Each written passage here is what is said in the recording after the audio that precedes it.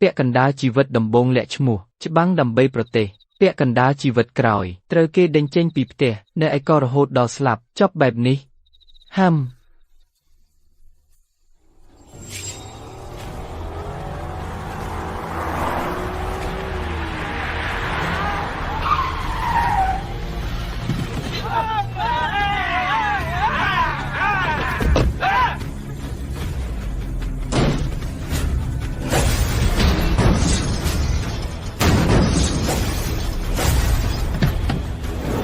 ចុះ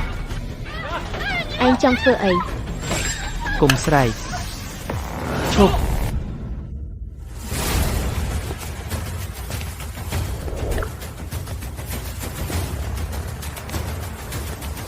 ដោះលែងមានពូជួយខ្ញុំផងចាស់អីរឿងនេះមិនតាក់ទងនឹងអ្នកទេចេញទៅឲ្យឆ្ងាយបើមិនអញ្ចឹងនឹងមិនទុកឲ្យអ្នកទេអ្នករាល់គ្នាឲ្យនាងទៅខ្ញុំនឹងទៅដោយខ្លួនឯងចង់ស្លាប់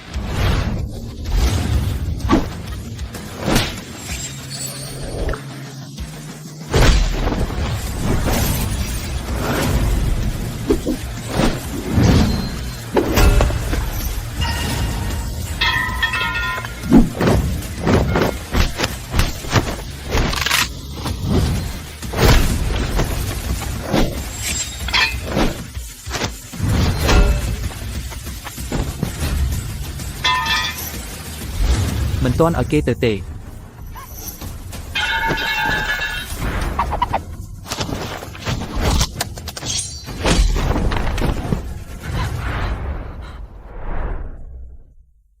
នាងអ្នកមិនអីទេ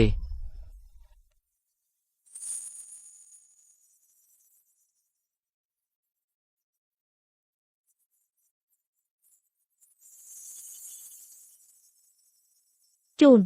សូមអរគុណពូសម្រាប់ការសង្គ្រោះជីវិតខ្ញុំមួយកែវនេះខ្ញុំលៀងសៀវសូមជូនពូងាយមិនមែនជារឿងធំដុំទេប៉ុន្តែម៉ោងយប់ហើយពូអ្នកម្នាក់ឯងកាន់វ៉ាលីធ្វើអីនៅខាងក្រៅអូខ្ញុំមិនខ្លាចអ្នកសើចទេខ្ញុំត្រូវបានកូនប្រសាស្រីនិងកូនប្រុសបណ្ដេញចេញពីផ្ទះហើយមិនគួរជឿអ្នកល្អម្លេះមិនបានទេខ្ញុំឥឡូវនេះទៅរកពួកគេដើម្បីពិភាក្សាឈប់សិនពួកគេក្មេងមានជីវិតផ្ទាល់ខ្លួនរបស់គេខ្ញុំមិនចូលរួមគ្រួសារមួយនៅជាមួយគ្នាល្អណាស់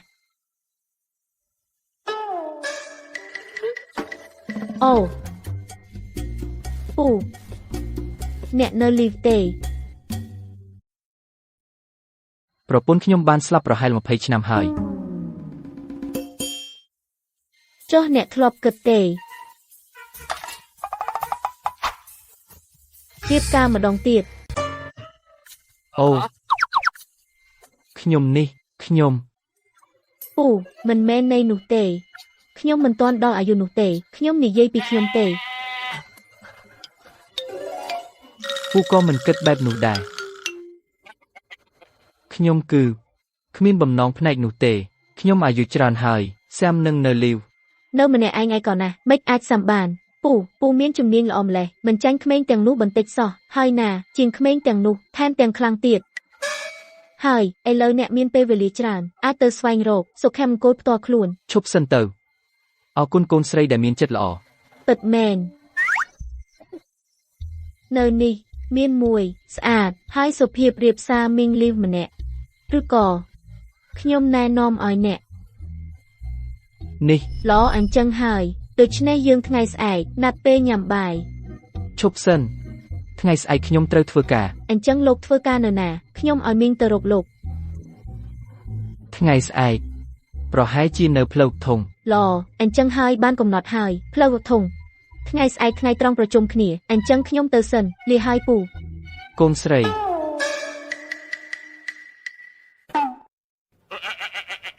មើលទៅត្រូវទៅស្នាក់នៅផ្ទះពូលីប៉ុន្មានថ្ងៃ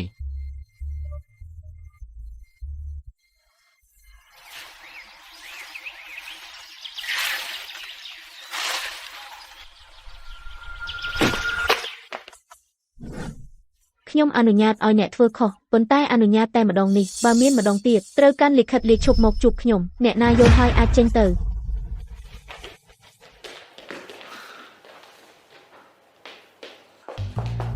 អូយម៉ាក់មិននៅក្រុមហ៊ុនទៀតរឿងដែលអ្នកសន្យានឹងខ្ញុំភ្លេចអស់ហើយនារីឯងចេញគុំនិតអាក្រក់អីថែមទាំងចង់ឲ្យខ្ញុំទៅណាត់ជួបទៀតអូយគាត់ជាអ្នកជួយជីវិតខ្ញុំណាយ៉ាងណាក៏អ្នកត្រូវតែទៅជួបមើលសិនមកជួបគ្នាម្ដងដឹងភ្លាម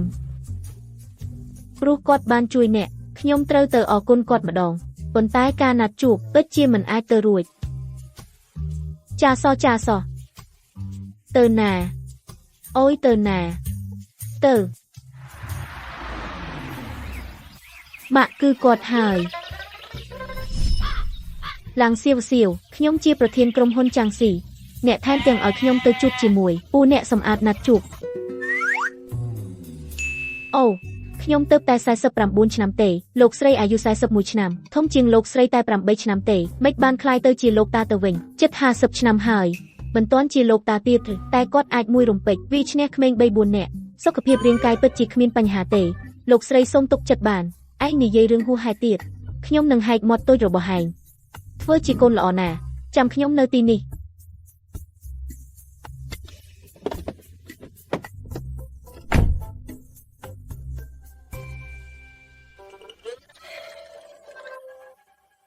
នៅក្បែរនេះហាក់ដូចជាពិបាករកតាក់ស៊ីណាស់អញ្ចឹងសួស្ដីលោកវាងខ្ញុំឈ្មោះចាងយូស៊ីជាម្ដាយរបស់សៀវម្ដាយរបស់សៀវលោកស្រីមើលទៅពិតជាសុំទោសណាគឺខ្ញុំហួសហេតុពេកហើយខ្ញុំមិននឹកស្មានថាម្ដាយរបស់សៀវនៅក្មេងហើយស្អាតម្លេះពេកហើយរឿងជួបគ្នានោះគឺក្មេងនិយាយលេងទេសង្ឃឹមថាលោកស្រីក៏គុំយកចិត្តទុកដាក់ផងរីឯខ្ញុំវិញបច្ចុប្បន្នក៏គ្មានផែនការរៀបការម្ដងទៀតទេខ្ញុំមិនបានយកចិត្តទុកដាក់ទេលើសពីនេះទៅទៀតខ្ញុំជាមនុស្សចាស់នៅលីវបែបនេះពិតជាមិនស័ក្តិសមនឹងលោកស្រីផងលោកស្រីមិនបាច់មានបន្ទុកផ្លូវចិត្តទេការមកលើកនេះគឺចង់អរគុណលោកស្រីតែបានជួយសង្គ្រោះសៀវកាលពីយប់មិញនេះមានថ្លៃអរគុណចំនួន2សែនសង្ឃឹមថាលោកស្រីទទួលយកមិនបាច់មានថ្លៃអរគុណទេគ្រាន់តែជាការជួយបន្តិចបន្តួចទេបើលោកស្រីគិតថាតិចពេកអាចប្រាប់កញ្ញាធនាគាររបស់លោកស្រីមកខ្ញុំបានខ្ញុំនឹងផ្ទេរប្រាក់បន្ថែម300000ពិតជាមិនបាច់ទេកាលពីម្សិលមិញសៀវបានអញ្ជើញខ្ញុំបាយរួចហើយបានអរគុណខ្ញុំរួចហើយមិនបាច់មានថ្លៃអរគុណទេមិននឹកស្មានថាមិនចង់បានលុយលោកតាអ្នកសម្អាតម្នាក់ពេលគេផ្ដល់ថ្លៃច្រើនមិនចាប់អារម្មណ៍នឹងវាទេចរិតល្អមែនទែនអញ្ចឹងពេលអញទៅដល់ផ្ទះនិយាយប្រាប់សៀវយើងបានជែកគ្នាឃើញថាមិនស័ក្តិសមនឹងគ្នាទេហើយល្អដូច្នេះអញ្ចឹងទៅសិនសូមអរគុណម្ដងទៀតអ្នកបានជួយសង្គ្រោះសៀវក្មេងស្រីនេះមិននឹកស្មានថាបើកឡានទៅហើយ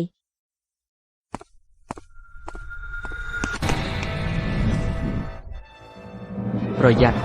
មិនអីទេខ្ញុំមិនទន់ខ្សោយដល់នឹងទេ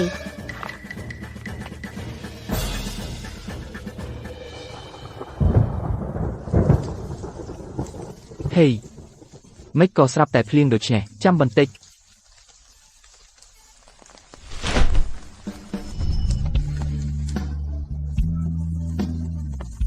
ប្រយ័ត្នផ្ដាសាយអរគុណលោកវាងសូមលោកចូលមកជ្រកភ្លៀងផងហេយកពម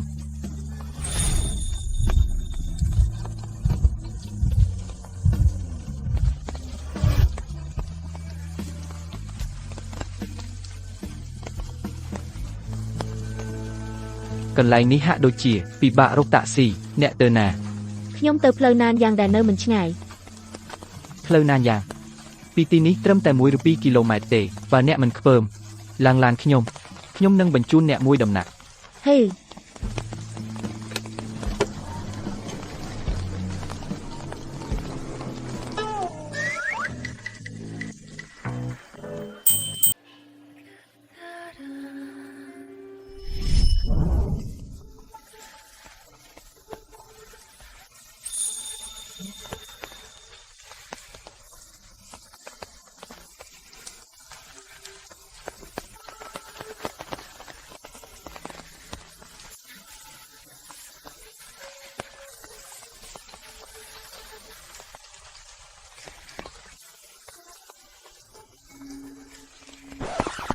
ម៉ាក់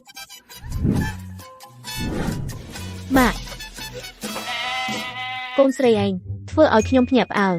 អូយម៉ាក់អើយឯងគិតអីមិនមែនគិតពីពុំសើមិញនោះទេកុំនិយាយខុសបើនិយាយខុសទៀតខ្ញុំនឹងហែកមាត់ឯងអូយខ្ញុំឃើញហើយផ្អែមល្ហែមណាស់ហើយពូវាងគាត់ល្អណាស់ឯងគិតបន្តិចមើលតែអូយឯងថាតែផងមិនថាមិនអាចនោះមានន័យថាអាចម៉ាក់ឱកាសមានតែមួយដងយូរប៉ុណ្ណាហើយដែលខ្ញុំមិនបានឃើញឯងមានទឹកមុខបែបនេះដូច្នេះបើអត់អូយខ្ញុំមិនទាន់ស្គាល់គាត់ច្បាស់ទេមិនអាចសម្រេចចិត្តដោយងាយរឿងធំបែបនេះរឿងព្រេងនិទានតើអាចពន្យល់ឲ្យច្បាស់បានដែរទេអញ្ចឹងបើគាត់អាចទ្រាំនឹងការសាកល្បងរបស់ខ្ញុំបានខ្ញុំក៏គិតគូរយ៉ាងម៉ត់ចត់អំពីរឿងរៀបការឡើងវិញការសាកល្បង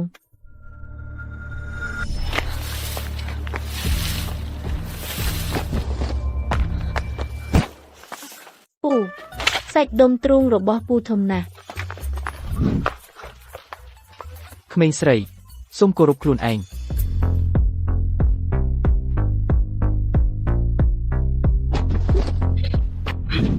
ពូយប់នេះមានតែខ្ញុំម្នាក់ពូមកនៅជាមួយខ្ញុំបានទេ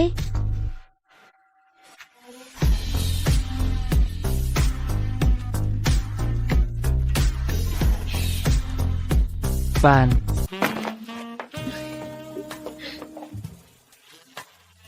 បងឯងទៅងូតទឹកសិនមកអីយ៉ាទៅចុះ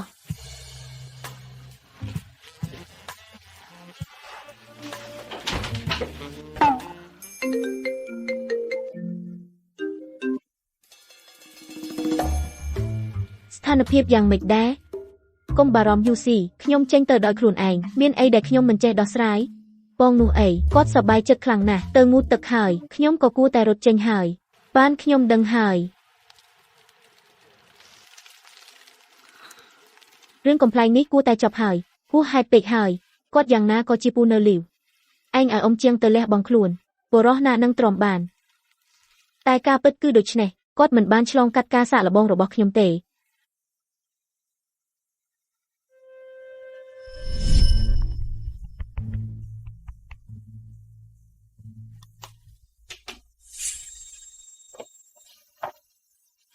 ឯងនេះធ្វើអីមានអ្នករីកានៅទីនេះមានការជួញដូរស្រីពេជ្រាសូមអញ្ជើញមកជាមួយពូយើងទៅប៉ុអីការជួញដូរស្រីពេជ្រាទេឯងខុសហើយមែនទេខ្ញុំជាងស៊ុយរ៉ូដូចជាស្រីពេជ្រាអីមេក្រុមអីសូមទោសលោកស្រីនៅតែត្រូវទៅជាមួយពូយើងអស់រឿងហើយ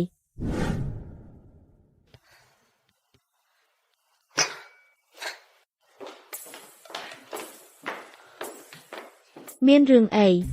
មិនមែនដោយសារឯងទេឲ្យខ្ញុំទៅសាកល្បងបុរសចាស់អាក្រក់នោះគាត់ហ៊ានហៅប៉ូលីសថាខ្ញុំជាស្រីពេជ្រា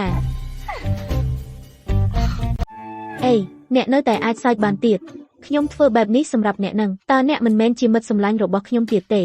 អាយ៉ាស្វេរ៉ូខ្ញុំខុសហើយកុំខឹងអីអញ្ចឹងថ្ងៃនេះអាហារនេះអូខ្ញុំសុំអ្នកនិយាយអញ្ចឹងខ្ញុំជាអ្នកបញ្ជាទិញអេម៉ាក់អញ្ចឹងទេពូវាងតើគាត់រាប់ថាជាបានឆ្លងការសាកល្បងរបស់អ្នកហើយអាយ៉ាម៉ាក់កុំរណាស់អ្នកត្រូវតែអស់ពីចិត្តបើមិនអញ្ចឹងទេបុរសល្អបែបនេះគាត់នឹងរត់បាត់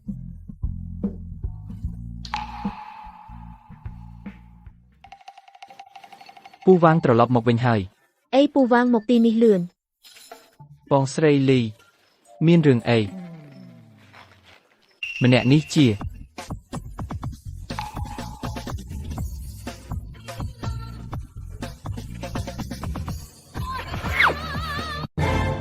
នេះជាបងស្រីខ្ញុំឆ្នាំនេះទើបតែ55ប្តីប្រពន្ធពី3ឆ្នាំមុនបានស្លាប់ខ្ញុំចង់គូគង់អ្នកពូបងស្រីខ្ញុំឆ្នាំនេះទើបតែ49បងស្រីគាត់55ធំជាងខ្ញុំ6ឆ្នាំ មិនសមរម្យទេ អាយ៉ាអ្នកមើលងាយខ្ញុំថាចាស់អីពូវាងអាយ៉ាស្រីធំជាងប្រុស3ឆ្នាំកាន់ដុំមាសស្រីធំជាង6ឆ្នាំគឺកាន់បាន2ដុំមាស មែនហើយ បងស្រីខ្ញុំមេលើ1ខែសោធនិវត្តន៍រាប់ពាន់កូនប្រុសស្រីទាំងពីរបានរៀបការហើយឥឡូវនៅតែម្នាក់ឯងសុំនឹងអ្នកណាស់ មែនហើយពូវាងបងស្រីលក្ខខណ្ឌអ្នកទាំងពីរសមស្របណាស់បងស្រីលីចិត្តល្អរបស់អ្នកខ្ញុំទទួលហើយប៉ុន្តែខ្ញុំបច្ចុប្បន្នគ្មានគម្រោងនេះទេខ្ញុំនៅម្នាក់ឯងល្អហើយ សោធនខ្ញុំច្រើនប្រុសក្មេងជាច្រើនខ្ញុំមិនខ្វល់ពីការជ្រើសរើសទេអ្នកមើលងាយខ្ញុំថាចាស់ខ្ញុំក៏មើលងាយអ្នកថាចាស់ដែរអ្នកក៏ល្អដែរអាយ៉ាពូវាងមិនមែនខ្ញុំនិយាយអ្នកទេមើលខ្លួនឯងត្រូវកូនបណ្ដេញចេញពីផ្ទះបើមិនមែនខ្ញុំនឹងលីដោយចិត្តល្អឲ្យអ្នកស្នាក់នៅផ្ទះខ្ញុំខ្លាចអ្នកដេកផ្លូវហើយអ្នកមានលក្ខខណ្ឌអីខ្លួនឯងមិនដឹងគួរឆ្លោះកញ្ចក់មើលក្នុងកញ្ចក់នៅតែមិនដឹងល្អអាក្រក់រើសអើងពិតជាយកចិត្តល្អទៅជាក្លឹមលាអ្នកចាប់ពីពេលនេះកុំដេកផ្ទះខ្ញុំចង់ដេកកន្លែងណាក៏ទៅ មិនបាច់និយាយបែបនេះទេពូវាងពីមុនបានជួយយើងច្រើន មុនគឺមុនឥឡូវគឺស្លើឲ្យគាត់ស្នាក់នៅឥតគិតថ្លៃប៉ុន្មានថ្ងៃមិនឲ្យគាត់សងថ្លៃផ្ទះក៏ល្អហើយ មិនមែនបងស្រី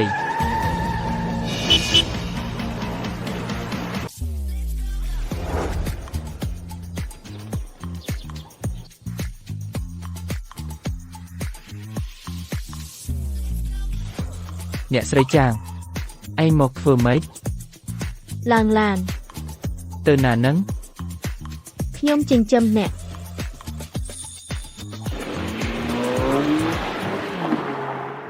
បើប្រៀបធៀបទៅ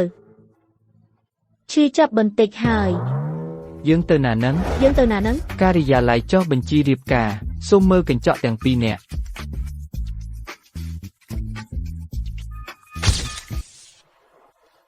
យើងនេះ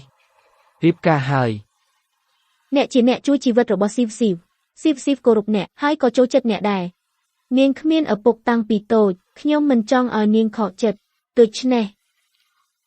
ខ្ញុំយល់ហើយអីចឹងមកនេះលឿនពេកហើយយើងអាចស្គាល់គ្នាជាមុនស្វែងយល់គ្នាបន្តិច កិច្ចសន្យារាប់សិបលានខ្ញុំគិតអត់លើសពី10នាទីប៉ុន្តែអាពាហ៍ពិពាហ៍របស់អ្នកនិងខ្ញុំគិតពេញមួយយប់ អញ្ចឹងទេមិននឹកស្មានថាខ្ញុំវាងកាំងអាយុលើស50ហើយនៅតែអាចរៀបការម្ដងទៀត និយាយឲ្យច្បាស់ជាមុនខ្ញុំធ្វើនេះដើម្បីឲ្យស៊ីវមានគ្រួសារពេញលេញប៉ុន្តែអ្នកនិងខ្ញុំខ្លាចថាពិបាកនឹងមានការវិវត្តនៃអារម្មណ៍ពិតប្រាកដ មិនអីទេខ្ញុំយល់ ពីនេះទៅអាចធ្វើជាអ្នកបើកបររបស់ខ្ញុំមិនបាច់បោះផ្លូវទៀតទេ បាន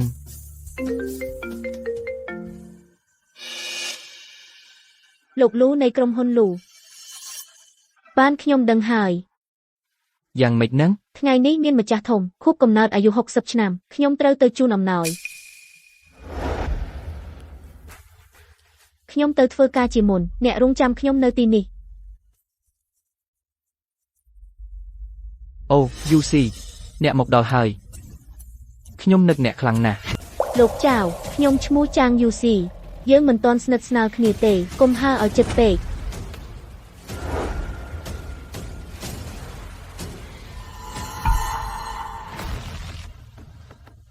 អូមើលអ្នកណាមកហាហាហានេះមិនមែនស្រីស្អាតអ្នកជំនួញរបស់យើងអ្នកគ្រប់គ្រងចៅតូចទេអា សូមអបអរសាទរខួបកំណើតលោកលូសូមលោកមានអាយុយឺនយូរដូចសមុទ្រខាងកើតនិងអាយុវែងដូចភ្នំណានសានថ្ងៃនេះខ្ញុំយកមកគំនូរទេសភាពរបស់ທາງយិនជាអំណោយ អូស្នាដៃរបស់ທາງយិននេះហើយជាអ្វីដែលខ្ញុំចូលចិត្តខ្លាំងហាហាមិននឹកស្មានថ្ងៃនេះអ្នកគ្រប់គ្រងចៅតូចទើបតែយកមកឲ្យខ្ញុំ លោកចូលចិត្តវាក៏ល្អ ល្អគំនូរល្អណាស់ពិតជារបស់ល្អអញ្ចឹងខ្ញុំសូមអរគុណអ្នកគ្រប់គ្រងចៅតូចហាហាហាហាកិច្ចការសហការដែលយើងបានពិភាក្សាពីមុនបន្ទាប់ពីរឿងថ្ងៃនេះចប់យើងអាចចូលដំណាក់កាលកិច្ចសន្យាបាន អរគុណលោកលូ យឺតបន្តិចលោកលូចៅតូចខ្ញុំក៏ស្រឡាញ់ស្នាដៃທາງយិនហើយមានការសិក្សាច្រើនតើអាចឲ្យខ្ញុំមើលបន្តិចបានទេបានយើងមើលជាមួយគ្នាហាហាហា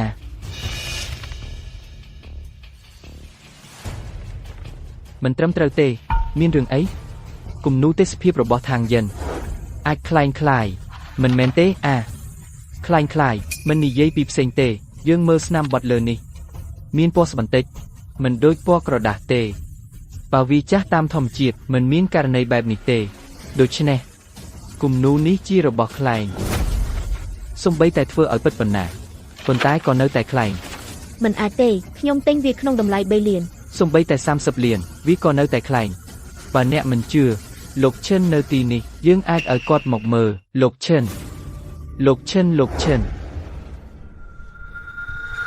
មានរឿងអីសូមលោកមកមើលគំនូរនេះពិតឬខ្លែង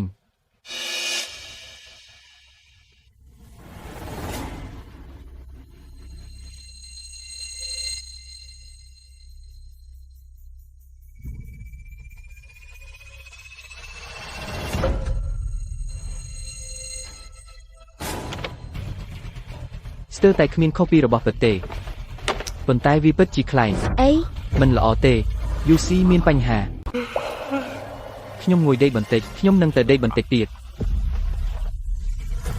ចាំងនេះមានន័យអីឯងយករូបគំនូរខ្លែងៗមកដើម្បីបោកខ្ញុំអ្នកដែលសហការជាមួយឯងជាង10ឆ្នាំដៃគូជំនួញហើយថ្ងៃនេះជាខួបកំណើតអាយុ60ឆ្នាំរបស់ខ្ញុំឯងមកដូចនេះដើម្បីអបអរខួបកំណើតខ្ញុំទេ លោកលូខ្ញុំនឹងទូរស័ព្ទទៅលេខារបស់ខ្ញុំភ្លាមដើម្បីបញ្ជាក់ ចាំងយូស៊ីឲ្យចាំងយូស៊ីតាមឯងយូរមកហើយតែងតែធ្វើជាមើងម៉ាត់ខ្ញុំបានសុកលេខឯងដោយសម្ងាត់បានបដូររូបគំនូរឲ្យឯងថ្ងៃនេះមើលឯងចេញមុខយ៉ាងម៉េចមានអ្វីចង់សួរទៀតទេ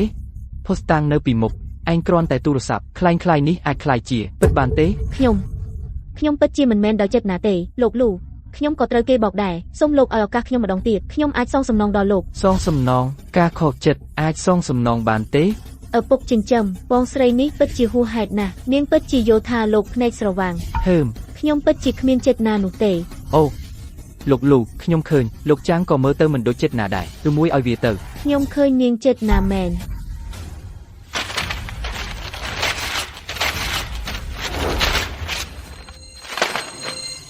ចាំងយូស៊ី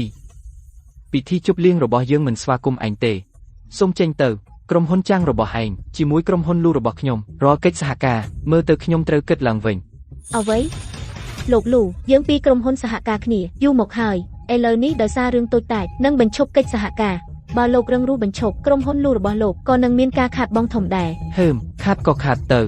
ខ្ញុំស្អប់បំផុតគឺការបញ្ឆោតឯងធ្វើឲ្យខ្ញុំខកចិត្តណាស់ បើលោកលូនិយាយដូចនេះខ្ញុំក៏នឹងបញ្ឈប់កិច្ចសហការជាមួយក្រុមហ៊ុនចាំងខ្ញុំក៏បញ្ឈប់ដែរ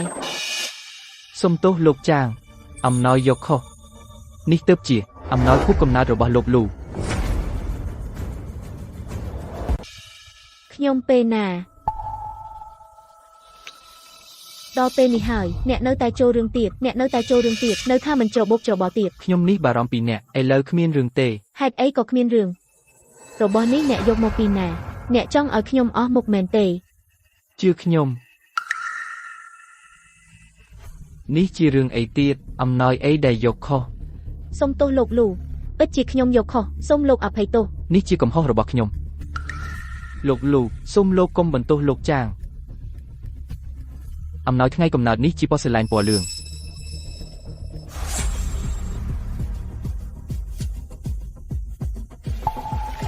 ប៉ូសេឡែនពណ៌លឿងមើលទៅដូចពិត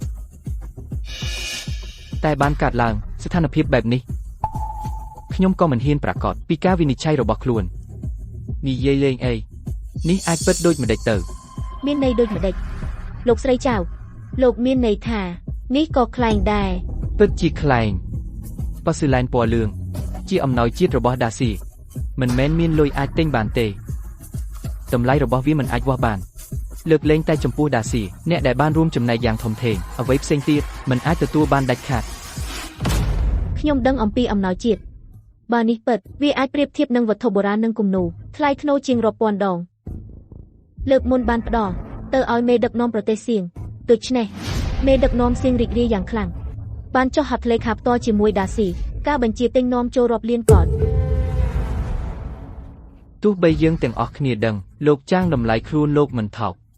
ប៉ុន្តែអំណោយកម្រិតនេះមិនមែនអ្នកស្រួលអាចលើកយកមកបានទេ ឪពុកចិញ្ចឹមពិតជាហួសហេតុបានជាលេងសើចនឹងលោកពីរដង លោកចាងលោកហ៊ានប្រាជ្ញាថារបស់នេះគឺពិតមែនទេឬស្ពតធានាចំពោះអ្នកនៅទីនេះទាំងអស់ ខ្ញុំ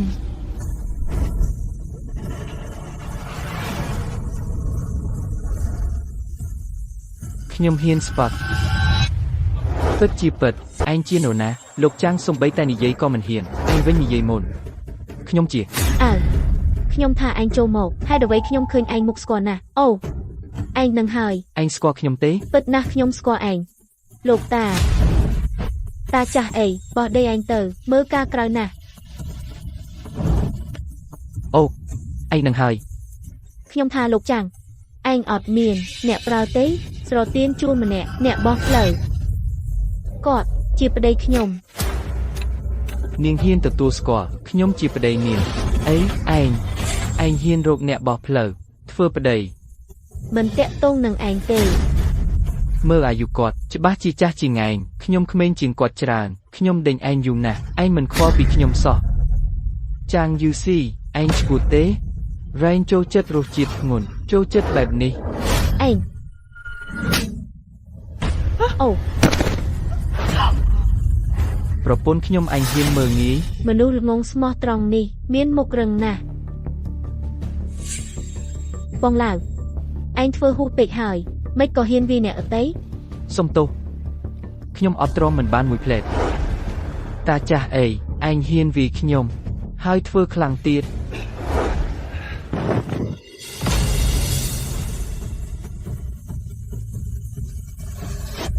ចាំគិតថាខ្ញុំចាងយូស៊ីគិតថាខ្ញុំធ្វើពីដីចិត្តឬថ្ងៃនេះមើលអ្នកណាហ៊ានប៉ះគាត់ក្រុមហ៊ុនចាងជាមួយគាត់មិនស្លាប់មិនឈប់ ព្រះអើយតើព្រះប្រទានពរឲ្យខ្ញុំចាំងវាងហើយឬមិននឹកស្មានថានៅអាយុនេះនៅតែអាចជួបនារីល្អបែបនេះអ្នកចាំងយូស៊ីអ្នកប្រកាសថាចង់ប្រជែងទេអ្នកមិនខ្លាចយើងទេអ្នកមានឥទ្ធិពលនៅឈីងជូវរួមគ្នាដោះស្រាយអ្នកទេ ចាស់ពិតជាមើលងាយគេណាស់ឲ្យរបស់ខ្លាញ់ក៏ថាទៅនៅតែហ៊ាននាំគេមកប្រព្រឹត្តអំពើហិង្សាពិតជាមិនបានយកអ្នកនៅទីនេះដាក់ក្នុងភ្នែកទេមិនដាក់ក្នុងភ្នែកហើយអីខ្ញុំចាំងយូស៊ីមិនមែនកើតមកខ្លាចគេទេថ្ងៃនេះខ្ញុំពិតជាមកដោយចិត្តស្មោះតែអ្នកដោយសារអំណោយបានជេរប្រមាថខ្ញុំច្រើនដងអ្នកចង់ជាមួយក្រុមហ៊ុនចាងបញ្ឈប់កិច្ចសហការអញ្ចឹងទៅតាមអ្នកចុះអ្នកស៊ូទ្រាំនឹងការខាត់បងបានខ្ញុំចាំងយូស៊ីក៏មិនមែនស៊ូទ្រាំមិនបានដែរនិយាយធំមិនខ្លាចចោលអានដាតទេធ្វើឲ្យយើងឈីងជើអ្នកនៅទីនេះទាំងអស់ក្រុមហ៊ុនចាងរបស់អ្នកក៏ខ្លាចនៅឈីងជើមិនបានយូរទេ ឈប់រឿងហើយឬនៅថ្ងៃនេះអ្វីដែលខ្ញុំឃើញរឿងកំ pl ែងច្រើនពេកចាំងយូស៊ីថ្ងៃនេះអ្នកមកជេរប្រមាថខ្ញុំដោយចិត្តនាលចាប់ពីពេលនេះទៅក្រុមហ៊ុនចាងគឺជាសត្រូវរបស់ក្រុមហ៊ុនលោក យើងក៏ដែរខ្ញុំនៅតែពាក្យនោះអញ្ចឹងទៅតាមអ្នកយើងទៅ អូព្រះអើយ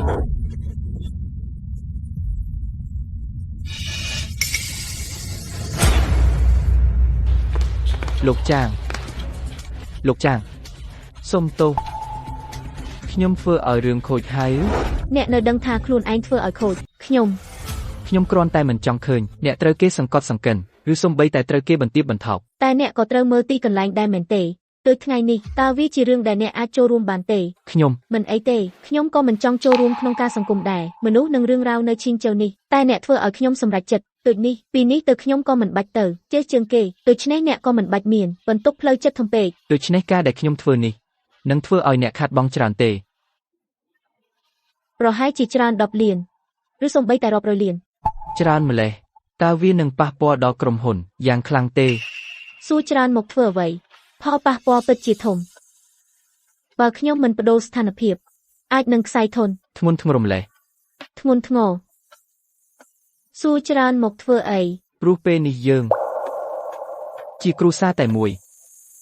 ខ្ញុំចង់ជួយបន្ធូរបន្ថយបន្ទុករបស់អ្នក បន្ធូរបន្ថយបន្ទុកតែអ្នកមិនអាចជួយខ្ញុំដោះស្រាយបញ្ហាបានទេនិយាយពីការបន្ធូរបន្ថយបន្ទុកធ្វើអី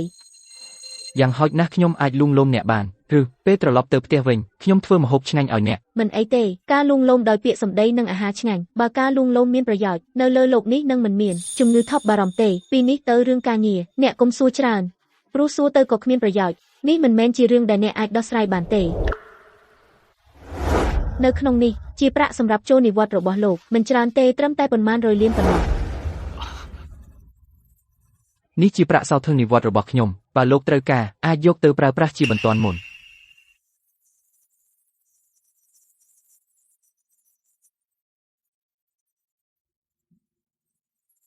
ឯងនេះមានន័យអី ឯងថាហើយអត់ ពាក្យសម្ដីនិងអាហារពិសេសមិនអាចបន្ថយបានទេការព្រួយបារម្ភរបស់អ្នកអញ្ចឹងខ្ញុំនឹងជួយអ្នកដោយផ្ទាល់នៅក្នុងនេះគួរតែមាន លោកវាងប្រាក់សោធនិវត្តន៍បន្តិចបន្តួចរបស់អ្នកសម្រាប់ខ្ញុំមិនមានប្រយោជន៍អ្វីទេខ្ញុំទទួលយកចិត្តល្អរបស់អ្នកទុកវាសិន ខ្ញុំ ល្អហើយយើងទៅផ្ទះវិញអ្នកក៏មិនដែលទៅដែរ សុំទោសភ្ញៀវគិតយូរទាំងអស់នៅក្នុងពិធីខួបកំណើតអាយុ60របស់ខ្ញុំក្នុងពិធីខួបកំណើតធ្វើឲ្យអ្នកទាំងអស់គ្នាសើចចំអក ឪពុកចិញ្ចឹមរឿងនេះមិនមែនជាកំហុសរបស់អ្នកទេបើចង់បន្ទោសត្រូវបន្ទោសស្ត្រីនោះវិញនាងបានធ្វើឲ្យអារម្មណ៍របស់អ្នកទាំងអស់គ្នា បាទលោកសូមគុំដាក់ក្នុងចិត្ត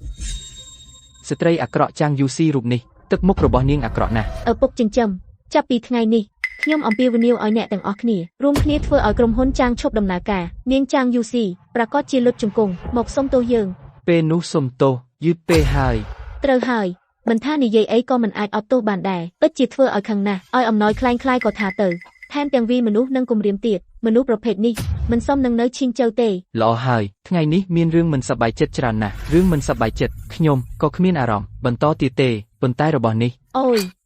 របស់คล้ายៗនេះមើលទៅរំខានខ្ញុំនឹងបោះវាចោលឲ្យស្រួលចិត្ត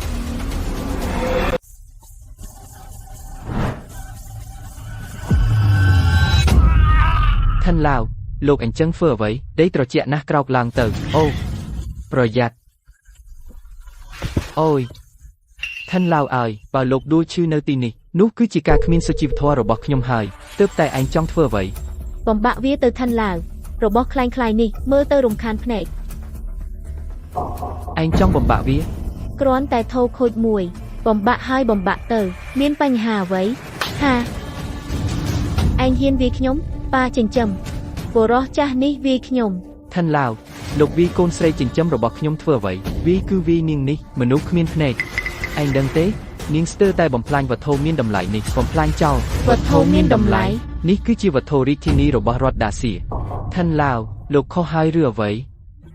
វាគ្រាន់តែធ្វើត្រាប់ដូចប៉ុណ្ណោះទៅវាមិនមែនពិតទេឯងដឹងអី ឯងហ៊ានវាខ្ញុំដោយសាររបស់ខ្លែងហួសហេតុណាស់ទោះបីឯងជាអ្នកជំនាញខាងឆេងជូក៏មិនអាចដែរថ្ងៃនេះឯងត្រូវសុំទោសខ្ញុំ អីឯងថានេះជារបស់ខ្លែងបើឯងនិយាយទៀតខ្ញុំនឹងខ្ញុំមិនទាន់ដល់កម្រិតភ្នែកចាស់ស្រវាងទេរបស់នេះគុណភាពនេះពិតជារបស់ពិតឋានឡាវអើយតាមលោកថានេះជារបស់ពិតខ្ញុំធានាដោយជីវិតអ្នកដែលអាចយករបស់នេះមកមិនមែនជាមនុស្សធម្មតាទេវាឯងមួយដងគឺស្រាលហើយបើរបស់នេះខូចជីវិត10ក៏មិនគ្រប់សងដែរម្ចាស់របស់នេះណែណាគាត់ណែណាគាត់ទៅតែទៅ អូយហេតុអ្វីគាត់ទៅបានខ្ញុំនៅចង់ស្គាល់គ្នាចង់ស្និទ្ធស្នាលផងមិននឹកស្មានថាខកអ្នកធំបែបនេះលោកឈិនខ្ញុំក៏ចប់ហើយរបស់នេះជារបស់ចាងយូស៊ីអយមិនមែននាងក្រុមហ៊ុនចាងពិតជាស្គាល់អ្នកណាមនុស្សធំអស្ចារ្យ គឺបុរសចំណាស់ដែលបោះផ្លូវយកមកមិនមែនគាត់ជាម្នាក់នោះទេអាចទៅរួចបើមិនដូច្នោះឈិងចូលដល់ល្បីនាយកស្រីស្អាតដូចទឹកកកហេតុអ្វីចៃដន្យនៅជាមួយបុរសចំណាស់ម្នាក់ត្រូវហើយ សុខចិត្តជាស្ត្រូវជាមួយយើងនាងក៏ចង់ការពារបុរសនោះប៉ុន្តែពេលនេះយើងធ្វើឲ្យនាងខឹងស្រឡាញ់ហើយចប់ហើយដូច្នេះយើងទៅរកនាងសុំទោសនៅតាន់ពេលទេតាន់ពេលអីស្ដីបន្ទោសអ្នកទៅលាតត្រដាងរូបនាងពេលនេះខ្ញុំនឹកឃើញជាមួយទំនាក់ទំនងរបស់ខ្ញុំជាមួយនាងមិនដល់ថ្នាក់ក្នុងពិធីខួបកំណើតរបស់ខ្ញុំយករូបខ្លែងមកឲ្យខ្ញុំប្រហែលជាព្រោះអ្នកតាមរកនាងមិនបានចងគំនុំដូច្នេះអ្នកទៅលេងល្ខោននេះមិនតាក់ទងនឹងខ្ញុំទេខ្ញុំគ្រាន់តែនិយាយការពិតចាំ001លោកឈិនមានរឿងអីលេខនេះមិនត្រឹមត្រូវ001មានបញ្ហាអីខ្ញុំចងចាំច្បាស់ណាស់សេរ៉ាមិចពណ៌លឿងនេះរាល់ពេលផ្ញើចេញតែងតែមានលេខដូច្នេះ001គឺជាទី1ពេលនោះខ្ញុំចាំថាផ្ញើឲ្យមនុស្សម្នាក់ដែលមានអំណាចក្នុងរាជវង្សធំអ្នកណានឹងអូត្រូវគឺផ្ញើឲ្យអ្នកចម្បាំងទី1នៃរាជវង្សធំឡុងហាវសៀនប៉ុន្តែអ្នកចម្បាំងទី1របស់ឡុងហាវសៀនហេតុអ្វីមកនៅទីនេះមិនមែននាងចាងយូស៊ីលួចមកទេ បាទទំនងណាស់អ្នកចម្បាំងដ៏អស្ចារ្យនៃដាស៊ីអត្តសញ្ញាណរបស់ឡុងហាវសួនអ្នកណាក៏ដឹង ទូទាំងរដ្ឋដាស៊ីគ្រប់គ្នាស្គាល់គាត់នៅក្បែរចាំងយូស៊ីឈរជាមួយបរិសចំណាស់នោះពិតជាគ្មានមិនអាចជាឡុងច័ន្ទសឿនបានទេដូច្នេះគ្រឿងស្មាទ្រឿងពណ៌លឿងនេះប្រកាសជាមានលួចថែមទាំងហ៊ានលួចរបស់ឡុងច័ន្ទសឿនពិតជាចង់ស្លាប់ហើយពិតជាកំរឃើញណាស់នៅមានមនុស្សមិនខ្លាចស្លាប់បែបនេះអស់ហើយបញ្ហានេះធំហើយមិនក៏ធំនៅក្នុងដៃយើងនេះជារបស់ឡុងច័ន្ទសឿនចាំងយូស៊ីលួចយកមកយកទៅឲ្យលោកឪពុកចិញ្ចឹមនេះមិនមែនចង់ធ្វើបាបអ្នកទេលោកឪពុកចិញ្ចឹមមានការពន្យល់តែមួយគត់ពួកគេលួចយកវាមករួចឲ្យទៅអ្នកពេលឡុងច័ន្ទសឿនសើបមកដល់អ្នកលោកលូអ្នកនឹងអស់ហើយពេលអ្នកដួលរលំចាំងយូស៊ីនឹងអាចកាន់កាប់ពាក់កណ្ដាលនៃឈឹងចៅពាណិជ្ជកម្មជាងពាក់កណ្ដាលពេលនោះឈឹងចៅក៏នឹងនាងម្នាក់ឯងធំនាងពិតជាមានចិត្តអាក្រក់ណាស់មិននឹកស្មានថាចាំងយូស៊ីជាមនុស្សអាក្រក់បែបនេះប៉ុន្តែគ្រឿងស្មាទ្រឿងនេះคล้ายជាដំឡូងក្តៅក្នុងដៃយើងក៏មិនដឹងទៅណារកឡុងច័ន្ទសឿនសង់ឲ្យគាត់វិញដោយរបៀបណាអូកុំប្រញាប់ខ្ញុំបានទទួលព័ត៌មានសម្ងាត់ពេលថ្ងៃក្រោយឡុងច័ន្ទសឿននឹងមកនៅឈឹងចៅវិឡាលេខ1យូនឌីនរៀបចំពិធីអរគុណគ្រូគាត់នឹងមកដោយខ្លួនឯងពេលនោះយើងយកគ្រឿងស្មាទ្រឿងនេះសង់ឲ្យគាត់វិញប្រាប់គាត់ឲ្យច្បាស់ជឿថាឡុងច័ន្ទសឿនមិនធ្វើឲ្យយើងលំបាកទេអ្នកនិយាយពីពិធីអរគុណគ្រូរបស់ឡុងច័ន្ទសឿនបាទគឺជារឿងព្រេងគ្រូដ៏អស្ចារ្យនៃដាស៊ីទីបំផុតនឹងបង្ហាញអត្តសញ្ញាណគេថាអ្នកដែលនៅរស់ក្នុងដាស៊ីមហាសេដ្ឋី4រូបសុទ្ធតែជាកូនសិស្សគាត់ខ្ញុំក៏ចង់ជួបណាស់មនុស្សក្នុងរឿងព្រេងនេះខ្ញុំចង់មើលចាំងយូស៊ីពេលនោះស្លាប់យ៉ាងណាយេម៉ាក់មានរឿងអីយាយគាត់មានជំងឺចាស់របស់គាត់កើតឡើងទៀតហើយសរសៃឈាមនៅស្ទះឈឺដោយសារការធ្វើការច្រើនពូវាងខ្ញុំមកមើលចាំបន្តិចប្អូនមនុស្សនេះជាអ្នកណាគាត់ជាប្តីខ្ញុំអ្វីមីងរៀបការហើយរឿងនៅពេលណាក៏មិនដឹងជាប្រាប់គ្រួសារមួយម៉ាត់គាត់ធ្វើការអីគាត់គ្រាន់តែជាមនុស្សធម្មតាម្នាក់មនុស្សធម្មតាប្អូនស្រីអ្នកឯងរៀបការជាមួយមនុស្សធម្មតាក្បាលរបស់អ្នកកំពុងគិតពីអ្វីពូវាងទោះបីគាត់គ្មានអំណាចគ្មានសិទ្ធិប៉ុន្តែគាត់ជាមនុស្សល្អ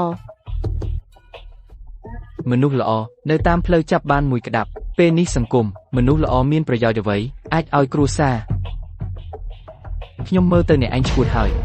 ខ្ញុំសូមណែនាំអ្នកឆាប់កាត់ផ្តាច់ទំនាក់ទំនងជាមួយគាត់បើអត់កុំថាគ្រួសារមិនគាំទ្រអ្នកលើសពីនេះក្រុមហ៊ុនយ៉ែងក៏មិនមែនជារបស់អ្នកតែម្នាក់ទេខ្ញុំសូមឲ្យខ្ញុំមើលយាយចាស់ជាមុនសិនចាំបន្តិច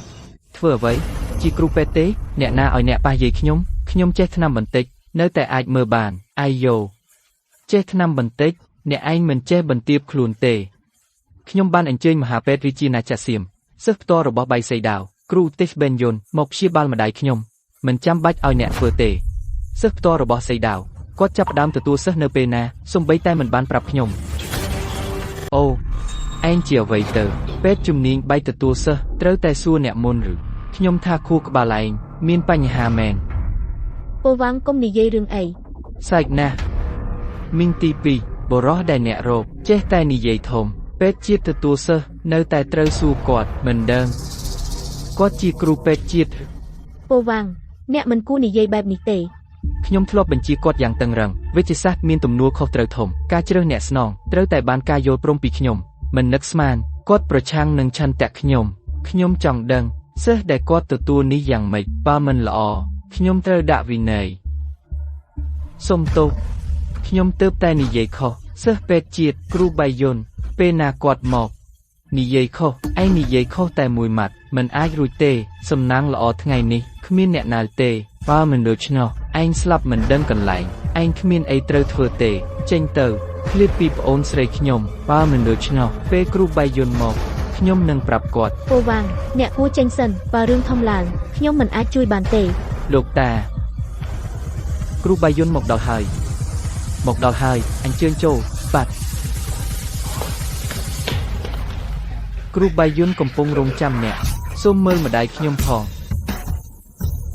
អូនាងនឹងកូនស្រីតូចធំឡើងហើយខ្ញុំថាឯងនៅឈរធ្វើអីចេញទៅអ្នកជីតាគ្រូឈ្មោះនេះហៅអី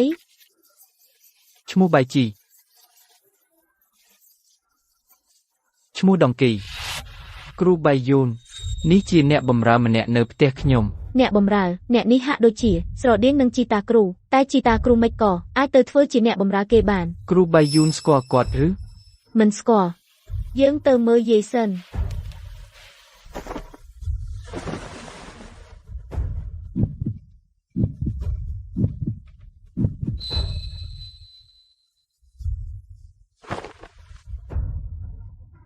សៃឈាមស្ទះធ្វើការអស់កម្លាំងកើតជំងឺធ្ងន់ធ្ងរហើយជំងឺធ្ងន់ធ្ងរតើមិនមែនទេ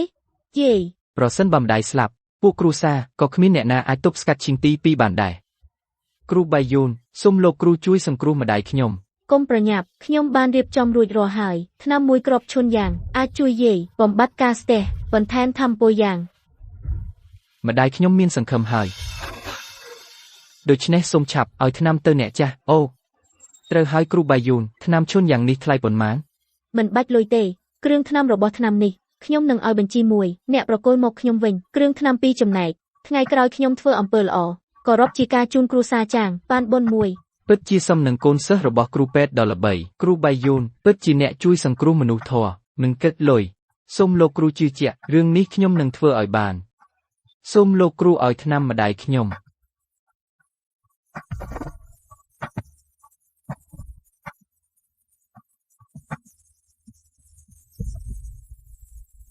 ចាំប្រសិនបើឲ្យថ្នាំនេះទៅគាត់យាយនឹងស្លាប់និយាយម្ដងទៀតមើលខ្ញុំនិយាយថាលោកយាយមិនអាចលេបថ្នាំព្រះអាទិត្យសុទ្ធបានទេចុះបើលេបហើយតើនឹងទៅជាយ៉ាងណានឹងស្លាប់ហ៊ានដាក់បណ្ដាសាឲ្យម្ដាយខ្ញុំស្លាប់ឯងឈួតហើយប្អូនស្រីពៅមើលមនុស្សដែលឯងនាំមក ហ្វាងកាងឯងនិយាយអីគ្រូបៃយូននៅទីនេះកុំនិយាយអសរោះសុំទោសឲ្យលឿនខ្ញុំពិតជារំភើបពេកហើយហេតុអ្វីបានជាងាយស្រួលម្លេះទៅចុះឈ្មោះជាមួយគាត់មើលទៅខ្ញុំមើលគាត់ខុសហើយនៅតែឆាប់ដាច់ចិត្តពីគាត់ល្អជាង ខ្ញុំក៏មិនបាននិយាយខុសហេតុអ្វីត្រូវសុំទោស ឯងម៉ាក់បងប្អូនជីដូនមួយកុំប្រញាប់អីពូវាងគាត់មិនមែនជាមនុស្សនិយាយបំផ្លើសទេ ឲ្យសៀវគាត់ដាក់បណ្ដាសាឲ្យម្ដាយក្មេកឯងស្លាប់ឯងនៅតែការពារគាត់ ពូវាងលោកពូតើលោកពូនិយាយពិតទេ ពិតមែន គួរឲ្យសើចលោកយាយខ្វះថាមពលសរសៃឈាមស្ទះថ្នាំព្រះអាទិត្យសុទ្ធជួយបើកសរសៃឈាមហើយថាសំស្របនឹងជំងឺឯងថាលោកយាយលេបថ្នាំព្រះអាទិត្យសុទ្ធនឹងស្លាប់ឯងកំពុងសង្ស័យការវិនិច្ឆ័យរបស់ខ្ញុំ ការវិនិច្ឆ័យរបស់អ្នកគ្មានបញ្ហាទេប៉ុន្តែមានកំហុសអ្នកវិទ្យាសាស្ត្រខុសតិចតួចអាចធ្វើឲ្យខុសច្រើនជាពិសេសចំពោះអ្នកជំងឺធ្ងន់បែបនេះស្លាប់រស់ត្រឹមមួយផ្លេតឯងមិនយល់ទេ ពាក្យគាត់និយាយដូចជាអ្វីដែលគ្រូបុរាណធ្លាប់និយាយអ្វីដែលអ្នកនិយាយពិតជាគ្មានបញ្ហាទេឯងថានាងនឹងស្លាប់មានភស្តុតាងទេ ថ្នាំព្រះអាទិត្យសុទ្ធជាថ្នាំដ៏ខ្លាំងក្លាបំផុតឥទ្ធិពលខ្លាំងក្លារីឯលោកយាយវិញពេលនេះរាងកាយខ្សោយពេកមិនអាចទទួលបានថ្នាំបំពេញទេបាយលើលេបថ្នាំដែលមានឥទ្ធិពលខ្លាំងប្រកាសជាបំផ្លាញសរសៃឈាមបង្កការខូចខាតដែលមិនអាចត្រឡប់វិញបាន គួរឲ្យសើចណាស់ឯងមិនគិតថាខ្ញុំមិនបានគិតពីស្ថានភាពលោកយាយទេ តើអ្នកបានពិចារណាដែរទេ ពិតប្រាកដតើអ្នកដឹងទេថ្ងៃនេះជារដូវអ្វី ថ្ងៃនេះហាក់ដូចជាថ្ងៃរាត្រីយូរជាងគេ ចាគឺថ្ងៃរាត្រីយូរជាងគេថ្ងៃនេះពិតជាថ្ងៃរាត្រីយូរជាងគេគឺជាឆ្នាំនេះថ្ងៃដែលយប់វែងជាងគេអ្វីដែលហៅថាសេងយ៉ាងស្ពឹកថ្នាំគ្រាប់យ៉ាងសុទ្ធនឹងមានប្រសិទ្ធភាពនៅថ្ងៃនេះថយចុះបន្តិចបើអ្នកមានខ្សោយកាយក៏អាចនៅយប់នេះសម្រេចបាននៅស្ថានភាពយិនយ៉ាងស្មើគ្នា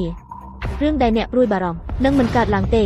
បាយជីដាវបង្រៀនអ្នកបែបនេះទេ ឯងហ៊ានហៅឈ្មោះគ្រូរបស់ខ្ញុំផ្ទាល់ ប្អូនស្រីប្តីឯងឈួតហើយមែនទេ វាងកាងខ្ញុំគិតថារវាងយើងនៅតែមិនសូវយល់ចិត្តគ្នាដូច្នេះយើងលែងលះគ្នាទៅអ្វីក្នុងផ្ទះខ្ញុំមិនតាក់ទងនឹងអ្នកទេសូមចេញទៅពូវាងលោកពូពិតជាធ្វើហួសហេតុពេក នៅឈរនៅទីនេះធ្វើអីចាប់គាត់ទាត់ចេញទៅ ចាំឯងហ៊ានពោលពាក្យធំក្នុងចិត្តច្បាស់ជាមានអ្វីមួយពឹងផ្អែកខ្ញុំចង់ស្ដាប់តើឯងអាចនិយាយអ្វីបានបើឯងនិយាយមិនចេញប្រមាថគ្រូខ្ញុំមិនមែនងាយស្រួលទេដូចត្រូវអូសចេញទៅងាយនោះអស់ហើយគ្រូបៃយូនពូរបស់ខ្ញុំថ្ងៃនេះប្រហែលជាផឹកច្រើនពេកគាត់និយាយឥតប្រយោជន៍ឥឡូវយើងចេញទៅ សៀវ ពូវាងយើងប្រញាប់ចេញទៅផឹកទឹកខ្មាស់ដើម្បីភ្ញាក់ឡើងទៅណា សៀវខ្ញុំមិនបានផឹកស្រាទេខ្ញុំដឹងច្បាស់ ចុះឯងនិយាយមើល ឯងបានពិចារណាពីពេលវេលានិងមនុស្សហើយប៉ុន្តែឯងបានពិចារណាពីទីតាំងដែរទេ ទីតាំងអ្នកកំពុងនិយាយថា ផ្ទះគ្រួសារចាំងនេះគឺជាកន្លែងល្អថ្ងៃរះពីទិសខាងកើតពន្លឺពណ៌ស្វាយមកពីទិសខាងកើត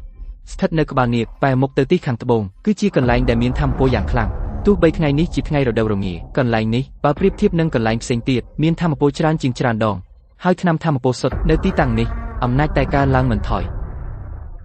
ប្រសិនបើនៅពេលនេះលេបថ្នាំនេះតើមានផលអ្វីកើតឡើងសំណាងហើយដែលថ្ងៃនេះខ្ញុំនៅទីនេះប្រសិនបើអ្នកជំងឺស្លាប់ដោយសារអ្នកផ្លូវពេទ្យរបស់អ្នក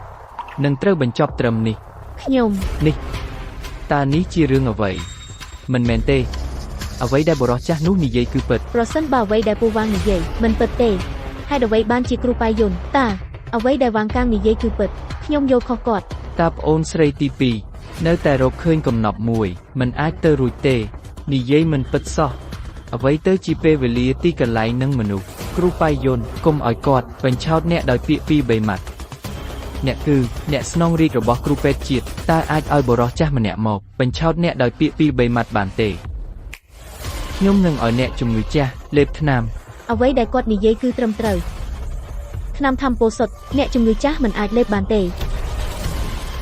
អ្វី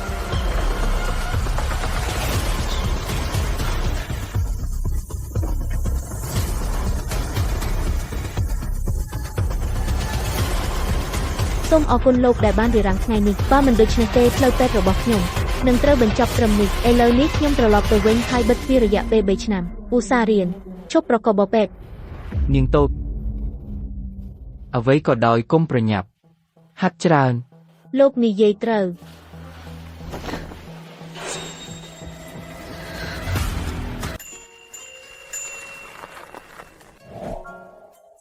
នាងតូចកុំប្រញាប់ពេកហាត់បន្ថែមទៀត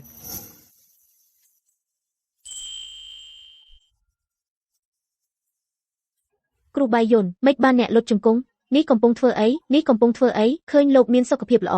ខ្ញុំសប្បាយចិត្តណាស់សូមជូនពរអ្នកទាំងពីរសុខមង្គលពេញលេញ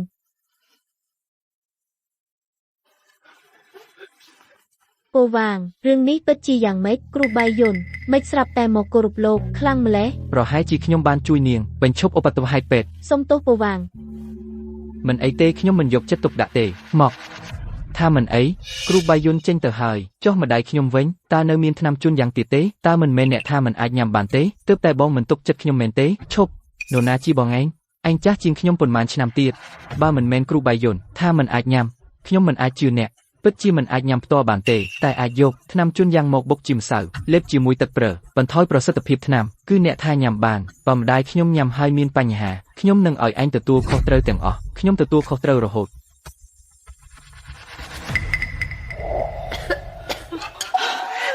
ម៉ាក់យេ ម៉ាក់អ្នកមានអារម្មណ៍យ៉ាងណាដែរ ខ្ញុំភ្ញាក់ហើយខ្ញុំគិតថាខ្ញុំស្លាប់ទៅហើយ អូនេះជាអ្វីដែលខ្ញុំព្យាយាមយ៉ាងខ្លាំងពីលោកគ្រូបាយុនបានសុំថ្នាំគ្រាប់មកទើបធ្វើឲ្យអ្នកភ្ញាក់ឡើង អ្នកកំពុងនិយាយថាគ្រូពេទ្យដ៏ល្បីល្បាញនោះសិស្សផ្ទាល់លោកគ្រូបាយុន បាទយាយឪពុកខ្ញុំក៏រវល់គ្រប់ទីទើបបានសុំពីលោកគ្រូមក កូនខ្ញុំមានចិត្តល្អណាស់នេះជាអ្នកណាអូម៉ាក់គាត់ឈ្មោះវ៉ងហ្គេងជាប្តីរបស់ខ្ញុំគាត់មើលទៅចាស់ជាងអ្នកច្រើនណាស់មិនចាស់ប៉ុន្មានទេតែចាស់ជាង8ឆ្នាំប្រហែលជាលោកវ៉ងប្រកាសជាអ្នកមានអំណាចធំបើមិនដូច្នេះទេកូនស្រីខ្ញុំក៏មិនមើលអ្នកឃើញដែរ អ្នកមានអំណាចអ្នកសាច់អី អូម៉ាក់អ្នកមានអំណាចអីគាត់គ្រាន់តែជាមនុស្សធម្មតាម្នាក់ មនុស្សធម្មតាលោកវ៉ងតើអ្នកធ្វើអ្វីយេពូវ៉ងជាមនុស្សល្អគាត់ជាអ្នកសង្គ្រោះជីវិតខ្ញុំគាត់ធ្វើអ្វីក៏មិនសំខាន់ដែរពិតមាត់ខ្ញុំសួរអ្នកទេមិនដឹងធំដឹងតូចនិយាយរំខានពូវ៉ងអ្នកកុំនិយាយថាពីមុនជាអ្នកបោះសម្អាតផ្លូវយាយខ្ញុំគាត់មានអំណាចបន្តិច អីបោះផ្លូវបងស្រីខ្ញុំទៅហើយអ្នកអាចនិយាយថាគាត់ពីមុនជាអ្នកបោះផ្លូវ អ្នក យ៉ាងម៉េចមិនមែនទេអ្នកចង់បញ្ឆោតយាយទៀត អីអ្នកជាអ្នកបោះផ្លូវ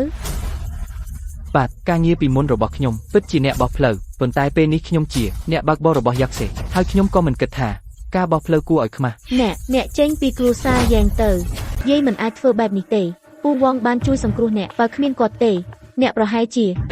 អីគេថាគាត់ជួយសង្គ្រោះយាយគឺឪពុកខ្ញុំទេដែលរកថ្នាំបានជួយសង្គ្រោះយាយមែនទេវ៉ែងឆាវកុំនិយាយរឿងអស់សំណើចនេះគឺអីបងប្អូនជីដូនមួយអ្នកនិយាយខុសទេមិនមែនខ្ញុំនឿយហត់រកថ្នាំមកទេទើបធ្វើឲ្យយាយអ្នកដឹងខ្លួនឡើងវិញហ៊ានថាមិនមែន បាទ មិនអីទេឆាវខ្ញុំចេញទៅ វ៉ងហ្គេង ម៉ាក់វងហ្គេងនឹងខ្ញុំបានរៀបការហើយគាត់ជាសមាជិកគ្រួសារយ៉ាងអ្នកមិនអាចបណ្ដេញគាត់បានទេរ៉េងយ៉ាក់ស៊ីអ្នកដឹងទេថាកំពុងនិយាយអីគាត់ជាអ្នកបោះសម្អាតផ្លូវអាចជួយគ្រួសារយ៉ាងយើងអីបានពីមុនអ្នករឹងរូសមិនព្រមរៀបការឡើងវិញឥឡូវអ្នកគិតច្បាស់ហើយអ្នករកអ្នកស៊ីដោយឥតប្រយោជន៍ទោះបីគាត់ស៊ីដោយឥតប្រយោជន៍ក៏ដោយខ្ញុំក៏អាចចិញ្ចឹមគាត់បានដែរអ្នក ហេ Taylor មានរឿងអី ម៉ាក់ពេលនេះទូទាំង King Hao ពាក់កណ្ដាលនៃសមាគមពាណិជ្ជកម្មរួមគ្នាធ្វើកិច្ចការក្រុមហ៊ុន Yang Group យើងហើយឥឡូវនេះក្រុមហ៊ុន Yang Group យើងជិតឈប់ដំណើរការហើយនេះកើតឡើងយ៉ាងម៉េចស្ដីបន្ទោសប្អូនស្រីទី2ទេនាងហ៊ាននៅក្នុងពិធីខួបកំណើតអាយុ60ឆ្នាំរបស់លូឆងនិយាយធំថានាងទូទាំង King Hao មិនដាក់អ្នកណាក្នុងភ្នែកចង់ប្រឆាំងនឹង King Hao ទាំងមូល Rang Yaxi អ្នកឈួតហើយអ្នកធ្វើរឿងអាក្រក់បែបនេះអ្នកចង់ធ្វើឲ្យគ្រួសារទាំងមូលដួលរើមើលម៉ាក់ពួកគេធ្វើបាបយើងពេកហើយប៉ុន្តែវាជាកំហុសរបស់ខ្ញុំនឹងរកវិធីបង្វែរស្ថានភាពអីក្រុមហ៊ុន Yang Group របស់យើងពាក់កណ្ដាលនៃអាជីវកម្មពឹងផ្អែកលើ King Hao ប្រហែលជាយើងអាចនឹងខ្សែធនមីងអ្នកធ្វើហួសហេតុពេកហើយនេះអ្នកកំពុងយកគ្រួសារទាំងមូលដាក់លើភ្លើងឆេះហើយពេលនេះវាដល់ហើយខ្ញុំគិតថាប្អូនស្រីមិនចាំបាច់បន្តធ្វើជាប្រធានក្រុមហ៊ុន Yang Group ទៀតទេទោះបីនាងធ្លាប់ធ្វើវិធីល្អក៏ពិតមែនប៉ុន្តែនាងជាស្រីរឹងរូសពេកហើយចាងយូស៊ីខ្ញុំឲ្យអ្នក3ថ្ងៃបើអ្នកមិនអាចរកវិធីដោះស្រាយល្អណាមួយអ្នកត្រូវចេញពី Yang Group អូម៉ាក់អ្នកឲ្យនាង3ថ្ងៃទៀតផងខ្ញុំសម្រេចចិត្តរួចហើយអ្នកនឹងអ្នកបោះសម្អាតផ្លូវនេះកាត់ផ្ដាច់ទំនាក់ទំនងបើមិនដូច្នោះទេអ្នកទាំងពីរត្រូវចេញពីគ្រួសារយ៉ាងម្ដាយក្មេក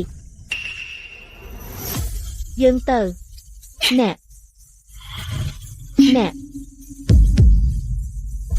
្នកជាកូនក្បត់អូខឹងណាស់ម៉ាក់កុំខឹងម៉ាក់ឥឡូវធ្វើម៉េចយើងត្រូវគេបណ្ដេញចេញពីផ្ទះហើយបើខ្ញុំអាចរកវិធីបង្វែរស្ថានភាពយើងអាចត្រឡប់ទៅវិញរឿងបន្ទាន់គឺរកកន្លែងស្នាក់នៅបណ្ដោះអាសន្នហើយវីឡា Yanning No. 1 នេះគឺទុកឲ្យលោកអ្នកចូលនិវត្តន៍ខ្ញុំមានកន្លែងមួយយើងទៅនៅស្អាតមុនទៅចុះអ្នកទៅស្នាក់នៅផ្ទះអ្នកដទៃតើមានកន្លែងណាទៀតដែលអាចនៅបានឬយើងទៅ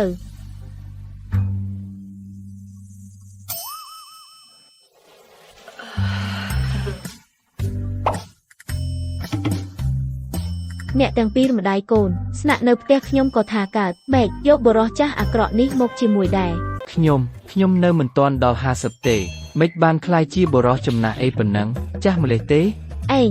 ឈប់និយាយលើកមុនឯងហៅប៉ូលីសថាខ្ញុំជាស្រីខុសផ្លូវខ្ញុំនៅមិនទាន់គិតគូរឯងទេមីងជាងរឿងលើកមុនក៏មិនមែនបន្ទោសពូវាំងដែរគឺជាបញ្ហារបស់ពួកយើងហើយ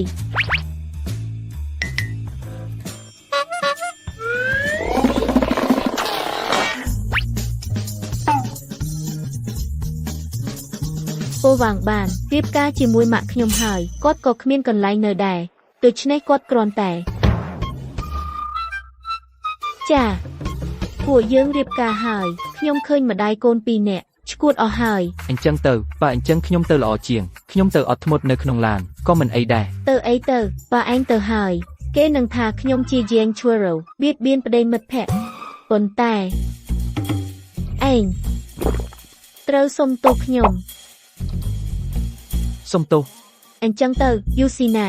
ឯងត្រូវឆាប់រឿងផ្ទាល់ខ្លួនឯងដោះស្រាយឲ្យរួចបើមិនដូច្នេះទេនៅពេលក្រោយរឿងនឹងធំអស់ទៅអត់អីទេខ្ញុំមើលថាថ្ងៃខាងស្អែកអេសលជនធំ4រូបនៃដាសៀនឹងប្រព្រឹត្តទៅនៅវីឡាលេខ1យន់ឌីងរៀបចំពិធីអគុណគ្រូក្នុងចំណោមអេសលជនទាំង4មហាសេដ្ឋីដាសៀយ៉ាវខេញ៉ាននឹងអញ្ជើញមកខ្ញុំបានរៀបចំផែនការរួចហើយប្រសិនបើមានឱកាសសង្ឃឹមថានឹងអាចធ្វើឲ្យគាត់ចាប់អារម្មណ៍ពិធីអគុណគ្រូហ៊ានមិនប្រាប់ខ្ញុំសោះមែននោះគឺជាអេសលជនទាំង4អ្នកដែលមានឋានៈខ្ពស់គ្រូដ៏វិសុទ្ធនៃដាសៀដែលត្រូវបានបណ្ដោះបណ្ដាលគឺជារឿងព្រេងរស់រឿងព្រេងអីសុទ្ធតែការសរសើរហួសហេតុគាត់មិនមែនជាមនុស្សមានក្បាល3ដៃ5មួយទេដូចមនុស្សគ្រប់គ្នាសុទ្ធតែជាមនុស្សធម្មតាពូវាងឈប់និយាយទៅពីព្រឹកដល់ល្ងាចមិនដែលខ្វល់ខ្វាយពីកិច្ចការជាតិហ៊ានរឿងព្រេងនោះមិនគោរពមែនហើយពូវាងលោកមិនគួរនិយាយដូចនេះទេខ្ញុំគ្រាន់តែនិយាយការពិតប្រហែលជាពួកឯងប្រហែលជាបានជួបគាត់យូរហើយអ្នកនិយាយជួបគ្នានៅណាប្រហែលជាមានមែងតែអ្នកមិនដឹងទេ គឺអាចទៅរួចមនុស្សធំនោះមានមនុស្សតិចណាស់តែស្គាល់មុខពិតរបស់គាត់ប្រហែលជាគាត់លាក់ខ្លួននៅក្នុងទីក្រុងឬក៏ប្រហែលជាយើងធ្លាប់បានដើរកាត់គាត់បើខ្ញុំស្គាល់គាត់ល្អណាស់ដូច្នេះខ្ញុំអាចសុំគាត់ធ្វើជាគ្រូ ចង់រៀនអ្វីខ្ញុំបង្រៀនអ្នក អ្នកចប់ហើយឬនៅអ្នកអាចបង្រៀនអ្វីរៀនបោះផ្លូវនឹងអ៊ីយ៉ាអំជាងអ្នកកុំនិយាយពីពូវាំងបែបនេះទៀតពូវាំងខ្ញុំចង់រៀនប្រដាល់ពេលមុនអ្នកវាចាញ់សត្រូវលយណាស់ ទៅចេញទៅខ្ញុំបង្រៀនអ្នក ទៅចុះ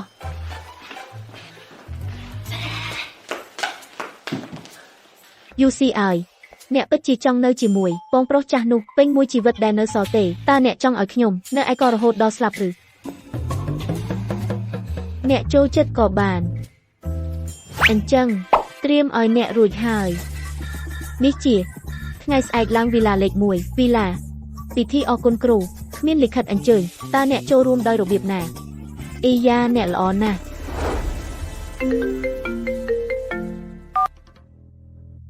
ស្អែកត្រឡប់មកផ្ទះម្ដង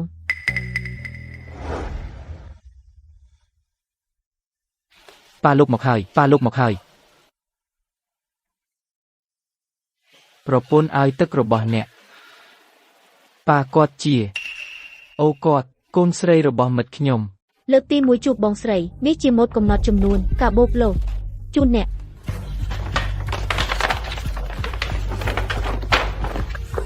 ហ្វយនេះជាម៉ូដថ្មីទៀតនេះតម្លៃរាប់សែនហើយមកលើកទី1ក៏មិនអាចមកដៃទេដែរអ្នកមិនល្អជាមួយពូវាំងទេអ្នកណាខរបស់คล้ายៗរបស់អ្នកយកទៅតើនេះអាចជារបស់คล้ายៗទេខ្ញុំមានវិក័យប័ត្រនៅក្នុងនោះឈប់និយាយទៅតើមានមិត្តភក្តិអ្នកមានលុយបែបនេះណែណាហើយការបូបរាប់សិបម៉ឺនខ្ញុំ មិនអីទេមិននិយាយពីរឿងនេះទៀតទេឪពុកក្មេកហេតុអ្វីបានជាប្រញាប់ហៅខ្ញុំមកវិញមានរឿងអីគឺសវណ្ណមិនស្រួលខ្លួនទេ វាងកាងខ្ញុំសួរអ្នកហេតុអ្វីបានជាបានប្រាក់ខែត្រូវបានបញ្ឈប់មានន័យដូចម្ដេច អូពិតជាសុំទោស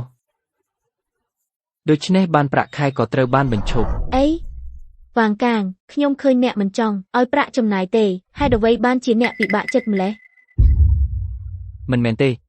ខ្ញុំបានបដូរការងារឥឡូវខ្ញុំបើកឡានឲ្យមិត្តភក្តិប្រាក់ខែ 10000 ក្រោយមកខ្ញុំនឹងផ្ញើឲ្យអ្នករាល់គ្នា នោះសំរុំ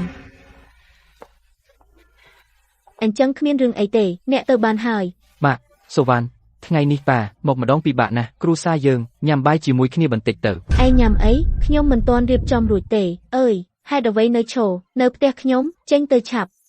ទៅអ្នករាល់គ្នាហួសហេតុណាស់ឯងជាអ្នកណារឿងគ្រួសារខ្ញុំនឹងឯងពាក់ព័ន្ធអីខ្ញុំគ្រាន់តែមិនអាចទ្រាំមុខអ្នករាល់គ្នាបានពោវាងមានចិត្តអ្នករាល់គ្នាចាត់ទុកគាត់ដូចជាអីបណ្ដេញគាត់ចេញមិនអីទេហើយអ្នករាល់គ្នានៅតែសម្លឹងមើលប្រាក់ខែគាត់មកផ្ទះទៅបានម្ដងគ្មានសំបីតែបាយមួយពែងអ្នករាល់គ្នាដូចជាបិសាចជញ្ជក់ឈាមឯងជាស្រីកំណាចមកពីណាហ៊ាននិយាយឥតប្រយោជន៍នៅផ្ទះខ្ញុំថាគ្រួសារអ្នកទាំងអស់គ្នាសុទ្ធតែជាបិសាចជញ្ជក់ឈាមតើខ្ញុំនិយាយខុសទេ មិនអីទេសៀវឈប់និយាយទៀតទៅ ឯងហេតុអ្វីចង់វាយខ្ញុំមែនទេវាយមកវាយលើពោះវាយអ្នកពិតជាធ្វើហួសហេតុពេកហើយហួសហេតុឯងជាអ្វីឯងនៅមាត់សមុទ្រឬឯងគ្រប់គ្រងអីឆ្ងាយម្លេះ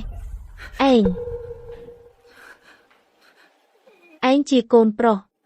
ឯងអត់ឈឺចិត្តទេឃើញឪពុកឯងទទួលការអាម៉ាស់បែបនេះ ខ្ញុំ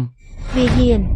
ខ្ញុំរៀបការចូលគ្រួសារវាងនោះជាគ្រួសារវាងគេសំណាងដែលបានមកពីបុណ្យ8ជាតិបើមិនអញ្ចឹងទេថ្ងៃណាខ្ញុំមិនសប្បាយចិត្តឲ្យគ្រួសារវាងគេគ្មានកូនចៅពេលនោះគេមិនដឹងយំទៅណាទេយំទៅណាឯងនេះជាមនុស្សអាក្រក់មិនទាន់រត់បាត់ទេអី វាងជូនឈាំងប៉ាគ្រប់គ្រងប្រពន្ធឯងផងប៉ាឯងគ្រប់គ្រងមិនបានខ្ញុំនឹងគ្រប់គ្រងជំនួសឯងសាវជួននិយាយតិចផង ឯងហ៊ានស្រែកដាក់ខ្ញុំវាងជុនឆាំងឯងមានស្លាប់រឹងហើយមែនទេ មិនមែនខ្ញុំទេសិស្សទាំង4របស់ខ្ញុំត្រូវបានខ្ញុំបង្រៀនឲ្យក្លាយជាកូនសំណប់របស់មេឃគួរឲ្យស្ដាយការនៅជាមួយកូនប្រុសតិចពេកធ្វើឲ្យគាត់ខ្សោយចរិតសៀវ ពូវាងមានរឿងអី វីតបវិញ មនុស្សអាក្រក់ឯងហ៊ានវាយខ្ញុំម៉ាក់សងឯងវិញឯងហ៊ានវាយកូនស្រីខ្ញុំ ខ្ញុំនឹងសម្លាប់ឯងអូពូវាងអ្នកបង្រៀនខ្ញុំពីវិធីចាប់ក្បាលពិតជាមានប្រសិទ្ធភាពវាងជុនឈៀងអ្នកឈរនៅទីនោះមិនធ្វើអីមើលគេគំរាមកំហែងយ៉ាងនេះគ្រួសារយើង វាងជុនឈៀងអ្នកបានខ្លាយជាមិនដឹងខុសត្រូវហើយសាវជួនពិតជាអ្នកខុសវីគេហើយជាគេនាងក៏ទៅវិញរាប់ជាស្មើគ្នាហើយ អ្នកថែមទាំងជួយគេនិយាយខ្ញុំចង់លេងលេះជាមួយអ្នកមែនកូនស្រីខ្ញុំចង់លេងលេះអ្នក ពួកអ្នកមិនគួរឆ្លោះដល់កម្រិតនេះទេ នោះគឺជារឿងដែលអ្នករកដោយខ្លួនឯងកូនស្រីខ្ញុំពីដើមពេលនៅសាលាជាមួយក្រុមហ៊ុនលូកូនប្រុសចៅវាយមានទំនាក់ទំនងល្អគឺអ្នកចង់ជ្រៀតចូលហើយខំផ្ញើអំណោយថែមទៀតកូនស្រីខ្ញុំមិនអាចទ្រាំពាក្យសម្ដីផ្អែមល្វីងរបស់អ្នកទើបតែព្រមជាមួយអ្នកនៅជាមួយគ្នានៅជាមួយអ្នកសុទ្ធតែជាការរងទុក្ខឥឡូវអ្នកកុំគិតថាកូនស្រីខ្ញុំមានផ្ទៃពោះកូនរបស់អ្នកមិនអាចគ្មានអ្នកទេ រងទុកផ្ទះតម្លៃជាង2លានខ្ញុំទិញឲ្យអ្នកឡានតម្លៃ10ជាង10000ខ្ញុំបង់លុយពេញឲ្យអ្នកសួរមើលអ្នកដែលមានអាយុដូចអ្នកយុវជនអ្នកណាអាចស្មើអ្នក អូយផ្ទះតែ2លានឡានតែ10ជាង10000អ្នកនៅហ៊ាននិយាយទៀតកូនស្រីខ្ញុំបើមិនមែនដោយសារកូនប្រុសអ្នកយូរហើយបានស្នាក់នៅផ្ទះតម្លៃរាប់សិបលានបើកឡានតម្លៃរាប់រយលានវាងជុនឈៀងខ្ញុំនឹងឲ្យអ្នកឱកាសចុងក្រោយវាស្រីអាក្រក់នេះពីថ្ពាល់បើមិនដូច្នោះទេខ្ញុំលែងលះអ្នក លេងក៏លេង អីអ្នកនិយាយម្ដងទៀត ខ្ញុំធុញនឹងអ្នកម្ដាយកូនស្រីទាំងពីរហើយបណ្ដេញឪពុកខ្ញុំចេញចាត់ទុកខ្ញុំដូចជាអ្នកបម្រើប្រព្រឹត្តដូចគ្នាថែមទាំងស្អប់ខ្ពើមខ្ញុំធ្វើមិនល្អគ្រប់គ្រាន់រកប្រាក់មិនបានគ្រប់គ្រាន់ ល្អនេះអ្នកនិយាយបើអ្នកចេញពីផ្ទះដោយគ្មានអ្វីខ្ញុំនឹងលែងលះអ្នក ហេតុអ្វីផ្ទះនេះប៉ាខ្ញុំទិញហេតុអ្វីខ្ញុំត្រូវចេញដោយគ្មានអ្វី អញ្ចឹងឯងកូនស្រីខ្ញុំពោះធំផ្លាស់ទីនៅតាមដងផ្លូវឯងនៅជាប្រុសទេ ប៉ាខ្ញុំគោរពការសម្រេចចិត្តរបស់ឯងសុំទោសកូនមិនល្អសូម្បីតែអ្នកខំប្រឹងរក្សាទុកមរតកខ្ញុំមិនអាចរក្សាបាន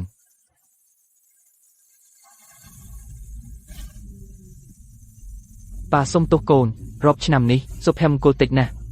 កុំបារម្ភខ្ញុំនឹងធ្វើឲ្យពួកគេដឹងថ្ងៃនេះការសម្រេចចិត្តនេះល្ងងប៉ុណ្ណា អូផ្ទះយើងចុងក្រោយទូលាយហើយស្អែកខ្ញុំយកប៉ាឯងពីស្រុកកំណើតមកងើផ្ទះធំរបស់យើងម៉ាក់នោះជារឿងទី2ខ្ញុំបានប្រាប់រឿងនេះទៅលោកលឹកហើយជឿគាត់មកដល់ឆាប់ វ៉យ អូលោកលឹកយូរណាស់មិនឃើញកាន់តែសង្ហាឡើង អញ្ចឹងទេ អូ ចំណាយលុយច្រើនណាស់ហាហាហា ឡមកលោកលឹកអូអង្គុយចុះ ល្អ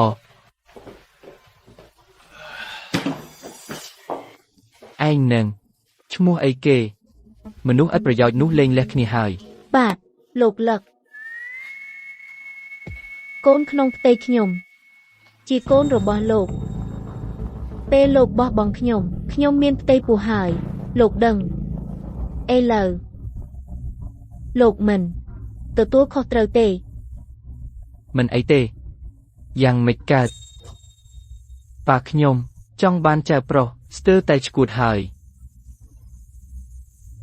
ឯងប្រកាសថាជាប្រុសទេ អូលោកលឹកកុំបារម្ភ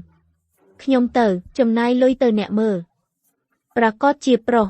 ហាហាជាប្រុសគឺល្អឥឡូវឯងជាមនុស្សសំខាន់ទី1របស់គ្រួសារលឹកកុំបារម្ភខ្ញុំប្រកាសជាមិនធ្វើឲ្យឯងខាតប្រយោជន៍ទេស្អែកវិឡាលេខ1នៅលើកំពូលភ្នំមានកិច្ចប្រជុំធំ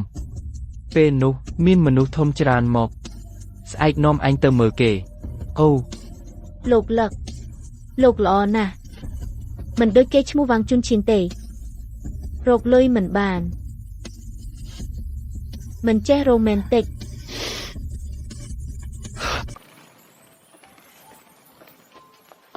បងជុនឆាងអ្នកគិតធូរចិត្តស្រីប្រភេទនោះមិនសមឡើយ អរគុណប្អូនស្រីសៀវសៀវដែលលួងខ្ញុំអញ្ចឹងប៉ាខ្ញុំទៅក្រុមហ៊ុនមួយដងមិននៅជាមួយលោកឪពុកទេកូនប្រុស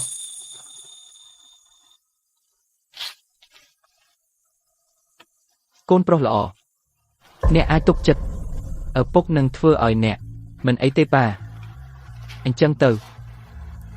ខ្ញុំនៅមានកិច្ចការ បងជន់ឆាងមើលទៅក្រៀមចិត្តណាស់រឿងលោកឪពុកនិងម្ដាយខ្ញុំមិនហ៊ាននិយាយជាមួយគាត់អូត្រូវតែរកឱកាសផ្សេងទៀត សៀវអ្នកត្រឡប់ទៅវិញខ្ញុំដោះស្រាយកិច្ចការ អញ្ចឹងលោកពូវាងល្ងាចនេះចាំត្រឡប់មកផ្ទះឆាប់មកហូបបាយ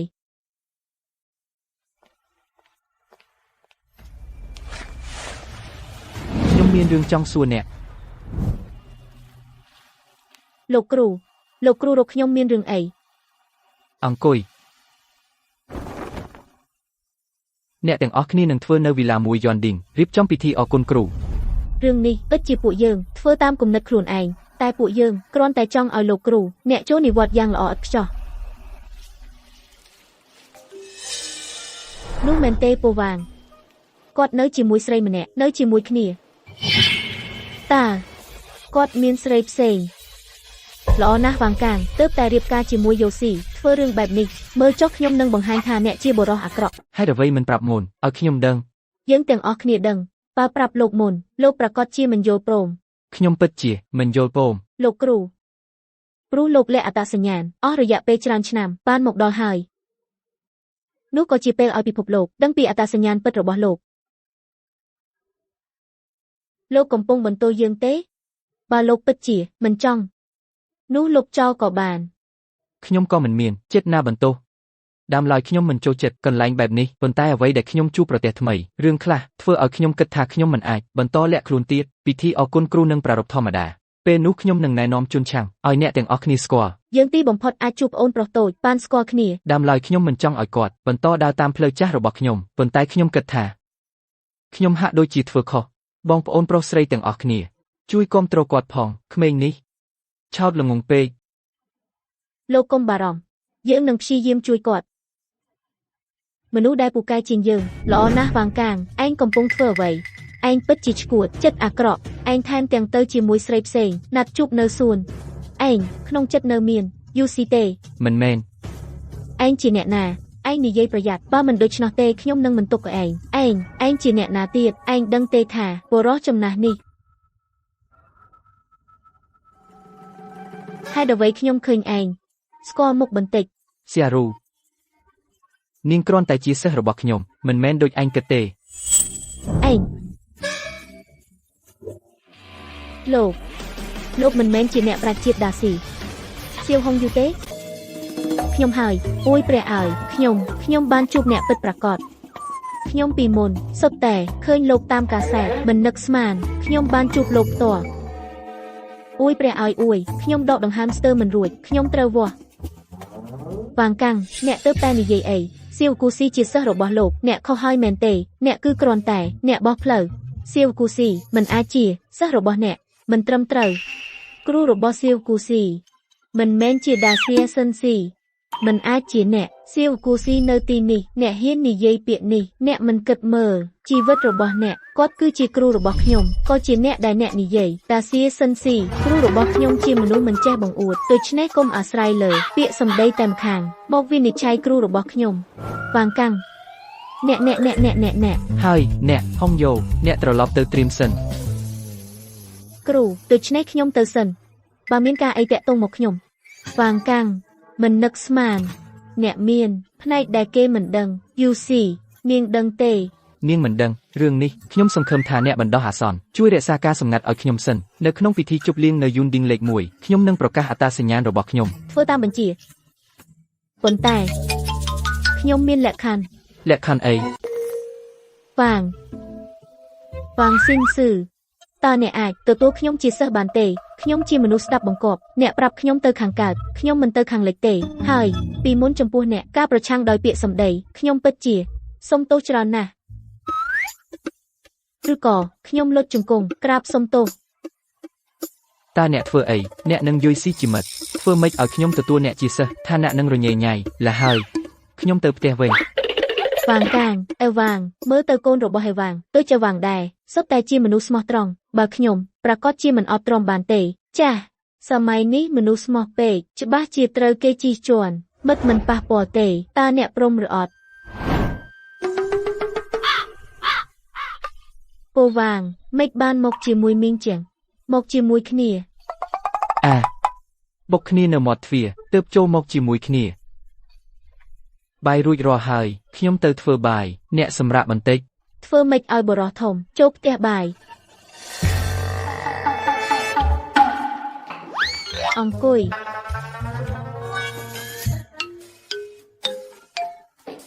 ផឹកទឹកផ្លែប៉ោមល្អសម្រាប់សុខភាពអត់ទេសូរុយពេលណាទៅឧស្សាហ៍ម្លេះហើយក៏រាក់ទាក់ជាមួយពោវាង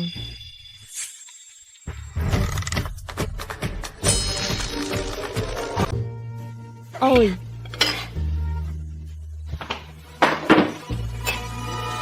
វាងសាច់ជ្រូកស្រស់ញ៉ាំបន្លែបន្តិចបំបត្តិជាតិខាញ់ហើយមានមួយនេះទៀតក្របធ្វើតាមរបៀបពិសេសសាក់លបងមើលគ្រប់ហើយឈប់ដាក់ទៀតខ្ញុំញ៉ាំខ្លួនឯង មានរឿងអីយូស៊ីឈឺខហើយឬស៊ូរ៉ូ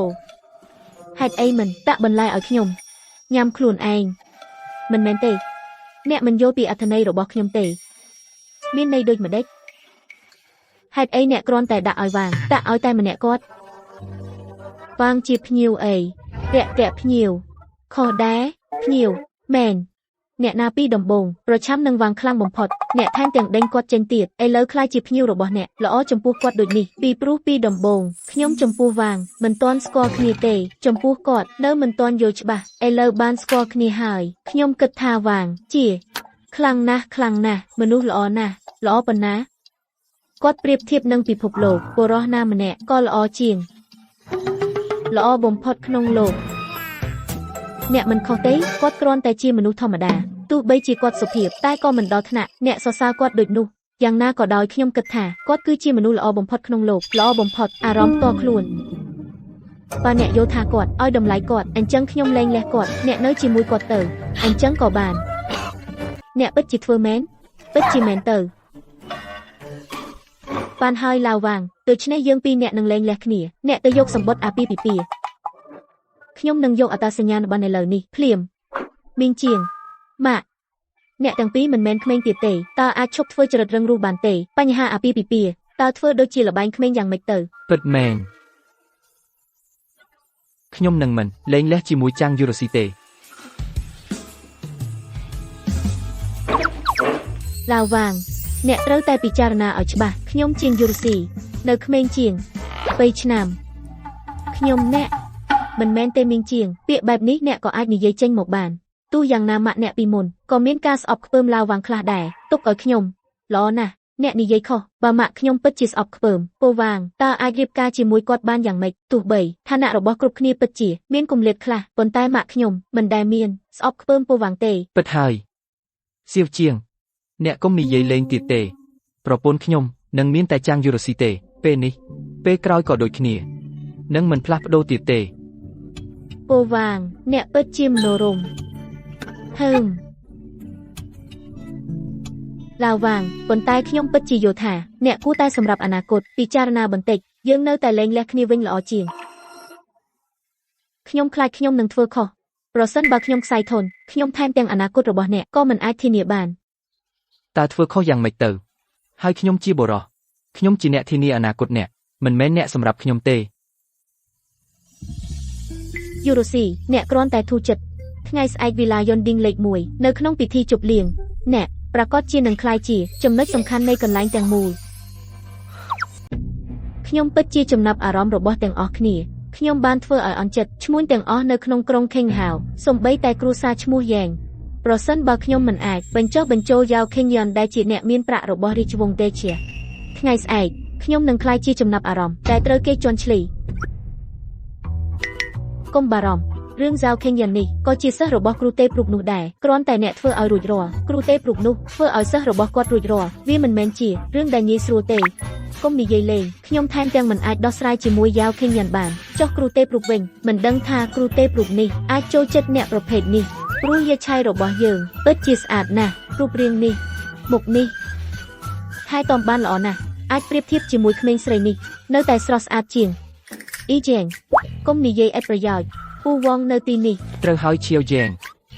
គុំនិយាយឥតប្រយោជន៍នៅទីនេះ ខ្ញុំនិយាយខុសទេ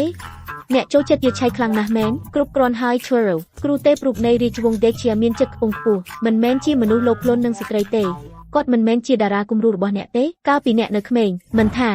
ត្រូវតែរៀបការជាមួយគាត់អូនោះគឺពីពេលនៅក្មេងឥឡូវចិត្តអាយុកណ្ដាលហើយអ្វីត្បិតតែខ្ញុំមានសម្រស់ខ្លះប៉ុន្តែអ្វីទៅជាការពិតខ្ញុំមិនយល់ទេមិនអាចញ៉ាំបានទៀតទេមិនញ៉ាំទេថ្ងៃស្អែកនៅតែត្រូវទៅវីឡាលេខ1 យ៉ាងដឹង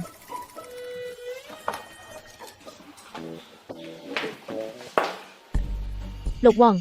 អ្នកត្រូវតែជួយយាយឆៃធ្វើការវាយតបដ៏ស្រស់ស្អាតមួយថ្មីនេះនាងឈឺក្បាលណាស់ កុំបារម្ភដូចដែលអ្នកបាននិយាយយកឆៃថ្ងៃស្អែកនឹងក្លាយជាចំណាប់អារម្មណ៍តែមួយគត់របស់ទស្សនិកជន បាទលោកវងតាមពិតអ្នកអាចមើលខ្ញុំវិញខ្ញុំនឹងយាយឆៃដូចបងស្រីប្អូនស្រីយើងអាចជាមួយគ្នា ខ្ញុំទៅលាងចានហើយ ខ្ញុំនឹងមិនបោះបង់ឡើយ ប្រធានវាងជុនឆាំងអ្នកបានលួចលាក់ខ្លួនគេងនៅក្នុងក្រុមហ៊ុនអ្នកយកក្រុមហ៊ុនទៅជាផ្ទះរបស់អ្នកហើយឬអ្នកត្រូវបានបណ្តេញចេញទៅឥឡូវនេះសូមកុំបណ្តេញខ្ញុំចេញបានទេពេលនេះខ្ញុំគ្មានកន្លែងទៅណាទៀតទេមិនអាចចរចាបានទេចេញលោកប្រធាន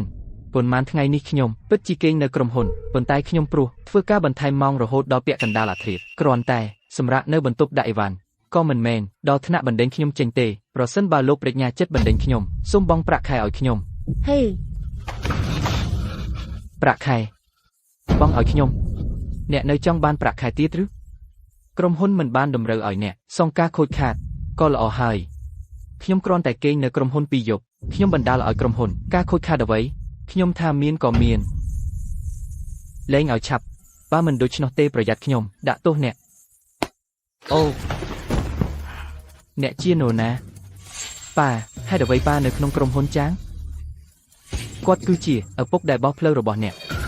ពេលនេះខ្ញុំលែងជាអ្នកបោះសម្អាតផ្លូវទៀតហើយខ្ញុំជាអ្នកបើកឡានរបស់ប្រធានក្រុមហ៊ុនចាងប៉ាផ្លាស់ការងារថ្មីហើយមិនទាន់បានប្រាប់អ្នកទេគ្រាន់តែអ្នកបើកឡានម្នាក់អញហ៊ានទាញខ្ញុំទៅចោះអូខ្ញុំជាអ្នកគ្រប់គ្រងគម្រោងលោកប្រធានលីវអញលែងខ្ញុំឲ្យឆាប់បើមិនដូច្នោះទេខ្ញុំនឹងមិនទុកឲ្យអញទេអូយសន្តិសុខលឿន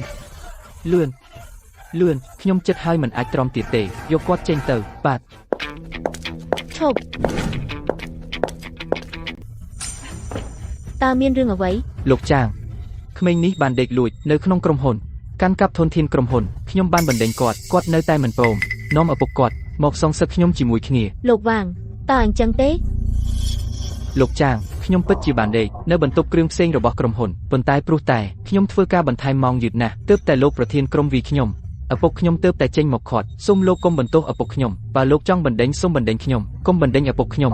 នឹងចេញទៅឥឡូវនេះលុយខ្ញុំក៏លែងយកដែរ ហេតុអ្វីមិនយកប្រាក់ខែ ព្រោះលោកប្រធានក្រុមទើបតែប្រាប់ខ្ញុំបានធ្វើឲ្យខូចប្រយោជន៍ក្រុមហ៊ុន ការដេកនៅបន្ទប់គ្រឿងផ្សេងគឺធ្វើឲ្យខូចប្រយោជន៍ក្រុមហ៊ុនលោកប្រធានក្រុមឡាវហើយខ្ញុំធ្លាប់ប្រាប់អ្នកការបណ្តេញបុគ្គលិកណាម្នាក់អ្នកចាត់ទុកពាក្យខ្ញុំដូចជាខ្យល់ចេញ នេះលោកចាង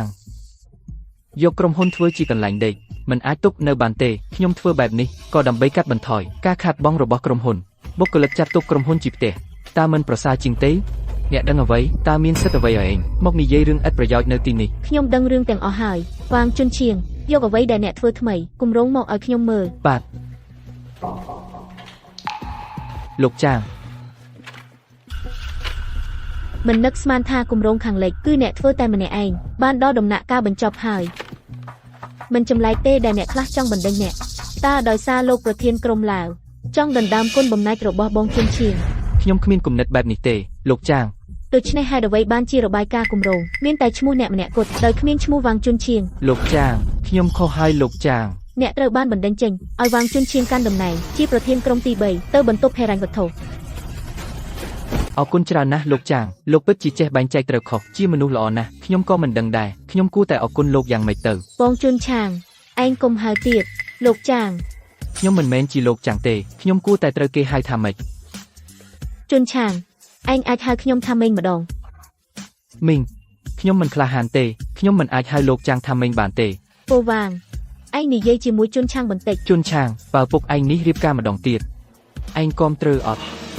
បើពិតឬលោករៀបការម្ដងទៀតហើយខ្ញុំធ្លាប់ទូនមានលោកច្រើនដងហើយលោកមិនព្រមទេពិតជាល្អណាស់លោកគិតយល់ហើយជាមីងអ្នកណាធ្វើឲ្យលោកបដូរគំនិត គឺនាងម៉ាក់ខ្ញុំចៅវាយក្រុមហ៊ុនរបស់អ្នក លោកចាំងរៀបការជាមួយប៉ាខ្ញុំលោកចាំងឥឡូវជាម្ដាយចុងខ្ញុំកូនឲ្យឯងត្រូវតែសកម្ម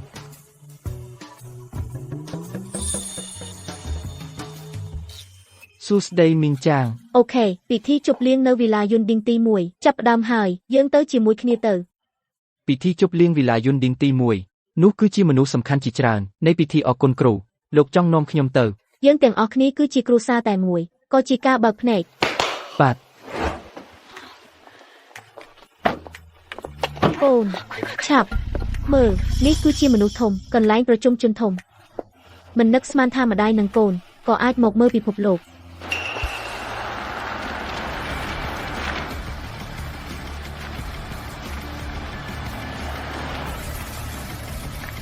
វ៉ាងកាងនិងជន់ឆាងពួកគេមកធ្វើអីមើលទៅនោះហាក់ដូចជាឡានរាប់រយលានអាចមែនមើលឡានយើងនេះត្រឹមតែ10ប៉ុន្មានលានមិនទាន់ស្មើគេទេឬក៏យើងកុំបើកចូលខ្មាស់គេមិនអីទេម៉ាក់លោកលួបានបញ្ជាទិញឡានថ្មីឲ្យខ្ញុំហើយទោះបីមិនស្មើឡានគេក៏ជាឡានរាប់រយលានដែរលោកលួល្អមែនមិនដូចវាងជឿនឈៀងទេគ្រាន់តែបន្តិចក៏មានមោទនភាពពេលលោកលួទិញឡានណាយើងលក់ឡាននេះចោលមើលឲ្យអង្គាសម៉ាក់លក់វាធ្វើអីឲ្យប៉ាបើកមិនល្អទេចាំមែនប៉ាអ្នកមានសំណាងណាស់តែមានកូនស្រីចេះគិតគូរបែបនេះច្បាស់ណាស់អាម៉ាក់យើងប្រញាប់ចូលទៅមើលវីឡាល្បីរាប់ពាន់លានយួនដឹងមួយល្អខ្ញុំក៏ចង់ឃើញយូរហើយវាមានរៀងយ៉ាងម៉េចភ្នែកខ្ញុំមិនស្រឡាំងកាំងទេនេះវាងកាំងនឹងវាងជន់ឈៀងហើយជន់ឈៀងជាអ្នកបើកឡាននេះយ៉ាងម៉េចដែរឬមួយគេទាំងពីរលាក់លុយទើបលែងលះគ្នាភ្លាមទិញឡានថ្លៃអាចមែនខ្ញុំមើលថាឪពុកវាងជន់ឈៀងជាង20ឆ្នាំហើយគិតទៅលុយនេះនៅឆ្ងាយមិនទាន់គ្រប់ទិញផ្ទះទេតើទៅសួរបើគេលាក់លុយយើងត្រូវតែទាមទារយកមកវិញឈប់វាងកាងវាងជន់ឈៀងនេះយ៉ាងម៉េចដែរម៉ាក់សៅជួនមកធ្វើអីដែរឈប់និយាយអ្នកណាជាម៉ាក់ឯងថាហើយចាក់ចេញមកទេឯងលាក់លុយមែនទេខ្ញុំអត់ទេខ្ញុំមិនទុកលុយមួយកាក់សម្រាប់ខ្លួនឯងទេផ្ទះកាត់ធនាគារឡានខ្ញុំឲ្យទាំងអស់ទៅសៅជួនកូនក្នុងពោះប៉ុន្មានថ្ងៃនេះមិនអីទេឯងថាអត់ទុកលុយចុះឡាននោះតើមានរឿងអីនោះជាឡានម្ដាយខ្ញុំម្ដាយឯងអ្នកនេះជានរណាទៀតប្រធានក្រុមហ៊ុនចាងស៊ីជីវុយចាងយូស៊ីមួយក្នុងចំណោមក្រុមហ៊ុនធំ3ក្នុងឈៀងជើនាយកក្រុមហ៊ុនចាងស៊ីជីវុយកាលពីមុនវាងជន់ឆាងធ្វើការនៅក្រុមហ៊ុននោះបាទហេតុអីបានជាឯងនៅជាមួយគ្នាប៉ាខ្ញុំនិងអ៊ំចាងរៀបការហើយអីប្រធានចាងឯងចូលចិត្តបរោះចំណាស់នេះអីថែមទាំងរៀបការទៀតឯងមិនធ្លាប់ឃើញប្រុសទេប្រយ័ត្នពីឯងខ្ញុំគ្រាន់តែខ្លាចឯងត្រូវគេបោកកុំយកខុសអីខ្ញុំចាងយូស៊ីជ្រើសរើសប្តីខ្ញុំសម្រេចចិត្តដោយខ្លួនឯងម៉ាក់សៅជួនប៉ាខ្ញុំនិងអ៊ំចាងដោយចិត្តស្មោះដូចខ្ញុំចំពោះសៅជួនដែរប៉ុន្មានថ្ងៃនេះខ្ញុំគិតច្រើនកូនកើតមកមិនអាចគ្មានឪពុកទេសៅជួនយើងផ្សះផ្សាគ្នាវិញផ្សះផ្សាឯងប្រកាសជាចង់ផ្សះផ្សាជាមួយខ្ញុំប្រកាសបើឯងព្រមបងជន់ឆាំងភ្ញាក់ឡើងមិនសមនឹងមនុស្សបែបនេះទេពីមុនគេធ្លាប់មើលងាយពោវាងនិងបងជន់ឆាំងឥឡូវម្នាក់រៀបការជាមួយម្ដាយខ្ញុំម្នាក់ទៀតត្រូវបានដំឡើងឋានៈជាអ្នកដឹកនាំឥឡូវស្ដាយក៏យឺតពេកហើយអ្នកមកលេងសើចមែនទេអ្នកមានន័យអីអ្នកមិនដឹងទេអ្នកបានខកខានមនុស្សល្អម្នាក់មែនទេខកខានគាត់អស់សំណើចណាស់ពិតមែនឪពុកជន់ឆាងអាចរៀបការជាមួយប្រធានចាងគួរឲ្យភ្ញាក់ផ្អើលណាស់តែអីចឹងក៏ដោយមិនមែនពួកគេទេឪពុកកូន2នាក់ក្រោកឈរឡើងវិញយ៉ាងច្រើនគ្រាន់តែអោបផ្លូវមួយប៉ុណ្ណោះតែប៉ុណ្ណេះចង់ឲ្យខ្ញុំត្រឡប់ទៅវិញខ្វះនៃបន្តិចខ្ញុំគ្មានន័យនេះទេខ្ញុំគ្រាន់តែចង់ឲ្យកូនគ្រួសារពេញលេញមួយសៅជួនយើងផ្សះផ្សាគ្នាវិញទេកុំប៉ះខ្ញុំឯងពិតជាល្ងងមែនឬក៏ធ្វើពុតជាល្ងងកូនក្នុងពោះកូនស្រីខ្ញុំមិនមែនរបស់ឯងទេអ្នកមានន័យយ៉ាងម៉េចកូនក្នុងពោះមិនមែនរបស់ខ្ញុំ ពិតជាមិនមែនរបស់ឯងទេកូនក្នុងពោះកូនស្រីខ្ញុំជាមួយឯងគ្មានទំនាក់ទំនងអ្វីទាំងអស់ឯងនៅតែល្ងងនឹងខ្លាចជាឪពុកនឹងឲ្យគាត់មានគ្រួសារពេញលេញកូនស្រីខ្ញុំឥឡូវលេងលេះជាមួយឯងមិនបានឲ្យឯងខ្លាចជាអាពកនោះគឺជាការឲ្យឯងពោលយ៉ាងធំធេង សៅជួនកុំបោកខ្ញុំកូននេះជារបស់ខ្ញុំមិនអាចជារបស់អ្នកផ្សេងទេប្រាប់ខ្ញុំឲ្យលឿនសៅជួនខ្ញុំសុំអញហើយនិយាយការពិតខ្ញុំ លេងខ្ញុំ សៅជួនគ្រប់គ្រងក្រញាំឆ្កែរបស់ឯងកុំប៉ះរឿយមិនអីទេ លូសូ ឯង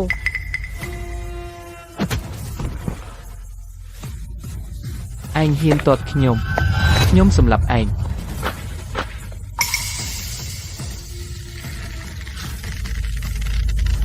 បើហ៊ានប៉ះកូនប្រុសខ្ញុំទៀតខ្ញុំធ្វើឲ្យឯងពិការចរិតឪពុកខ្ញុំពេលណាទៅធំបែបនេះ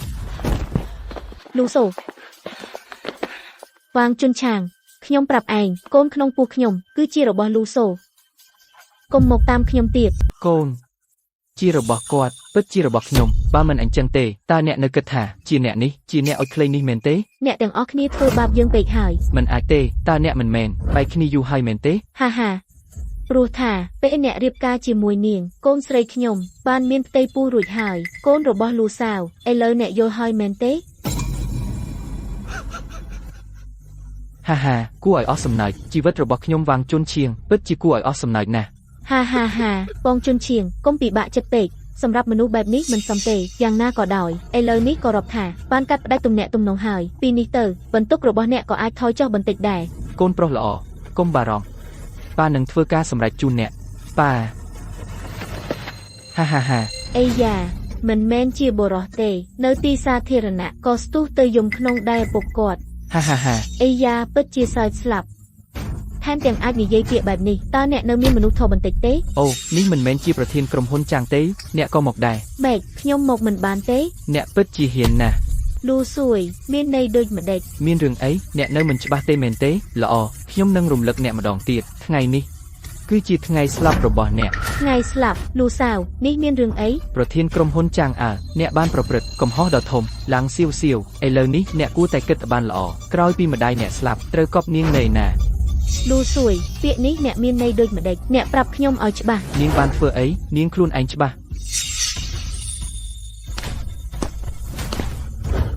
ឪពុកក្មេកអ្នកដល់ហើយ ឪពុកអើយលោកមកហើយ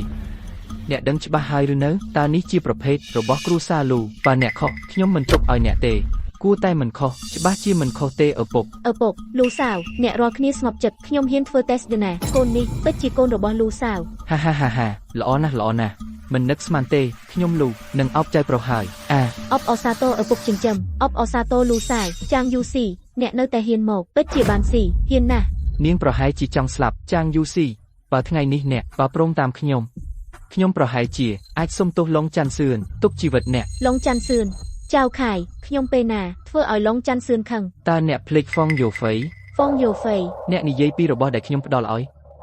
ហ្វុងយូហ្វៃនោះគឺជារបស់ឡុងច័ន្ទសឿនអ្នកលួចយកវាមកផ្ដល់ឲ្យប្រធានលូមានបំណងចង់បង្កគ្រោះថ្នាក់ដល់ប្រធានលូពិតជាមានចិត្តអាក្រក់ អីហ្វុងយូហ្វៃនោះពិតជាឡុងហៅសួនរបស់ឡុងច័ន្ទសឿនចាងយូស៊ីក៏លពេចអាក្រក់របស់អ្នកនឹងមិនជោគជ័យទេរងចាំពិធីជប់លៀងចាប់ផ្ដើមឡុងច័ន្ទសឿនចូលពួកយើងទាំងអស់គ្នានឹងជួយបញ្ជាក់ឲ្យឪពុកចិញ្ចឹមហើយនឹងបញ្ចេញរឿងរបស់អ្នកទាំងអស់ពេលនោះអ្នកត្រៀមទទួលកំហឹងរបស់ឡុងច័ន្ទសឿនវ៉ាងកាងហ្វុងយូហ្វៃនោះពិតជារបស់ឡុងច័ន្ទសឿន បាទពិតជារបស់គាត់ អីចាងយូស៊ីបរោះចាស់នេះបានសារភាពហើយតើអ្នកនៅមានអ្វីនិយាយទៀត សារភាពដោយខ្លួនឯងអ្នកក្លាហានណាស់ចាងយូស៊ីខ្ញុំសូមណែនាំអ្នកសូមទទួលស្គាល់កំហុសដោយស្មោះត្រង់ប្រគល់ក្រុមហ៊ុនចាងនិងទ្រព្យសម្បត្តិទាំងអស់ឲ្យទៅគាត់ដោយស្ម័គ្រចិត្តប្រហែលជាខ្ញុំអាចជួយអង្វរឲ្យអ្នកបាន ពូវាងហេតុអ្វីបានជាអ្នកហ៊ានលួចរបស់ឡុងជឿនអ្នកពិតជាមិនខ្លាចស្លាប់ទេ ឥឡូវនាងចាប់ផ្ដើមរកអ្នកដោះដូរហើយគ្រាន់តែជាបរិសចាស់សម្អាតផ្លូវម្នាក់តើអាចលួចរបស់ឡុងជឿនបានដោយរបៀបណា អ្នកចាស់អីតើអ្នកជាអ្វីឡុងជឿននឹងរបស់មានតម្លៃបែបនេះឲ្យអ្នកមិនមើលខ្លួនឯងនៅក្នុងកញ្ចក់ទេ ពូវាងពេលនេះម៉ោងណាហើយអ្នកនៅតែនិយាយអួតទៀតសូមនិយាយការពិតទៅ យូស៊ីតើអ្នកគិតថាខ្ញុំជាមនុស្សចេះតែនិយាយអួតទេ ខ្ញុំក៏គិតថាពូវាងមិនមែនជាមនុស្សនិយាយអួតទេពូវាងខ្ញុំក៏គិតដូច្នោះដែរប៉ុន្តែរឿងនេះពិតជាមិនគួរឲ្យជឿណាស់ បើជឿហើយក៏គ្រប់គ្រាន់ដែរអូបាទហងយូស៊ីឥឡូវនៅជាមួយអ្នកទេខ្ញុំភ្លេចយកមកវិញ តាមឡើយចង់ជួយយូស៊ីឲ្យអ្នកនៅក្នុងពិធីខួបកំណើតបើអ្នកមិនចង់បានសូមប្រគល់ឲ្យខ្ញុំវិញ ឪពុកចិញ្ចឹម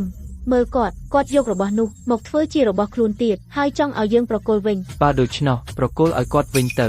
ហងយូស៊ីនេះពិតជារបស់ក្តៅដៃមែនខ្ញុំក៏មិនចង់កាន់វីយូដែរកុំអីឡងសឿនបើលោកប្រគល់ឲ្យគាត់ឥឡូវគាត់នឹងសម្លាប់គ្រួសារទាំងមូលស្លាប់គ្មានសាក្សីទោះយើងប្រាប់ការពិតដល់ឡុងជឿនចាងយូស៊ីនៅតែអាចរួចខ្លួនបានអ្នកនិយាយត្រូវហើយ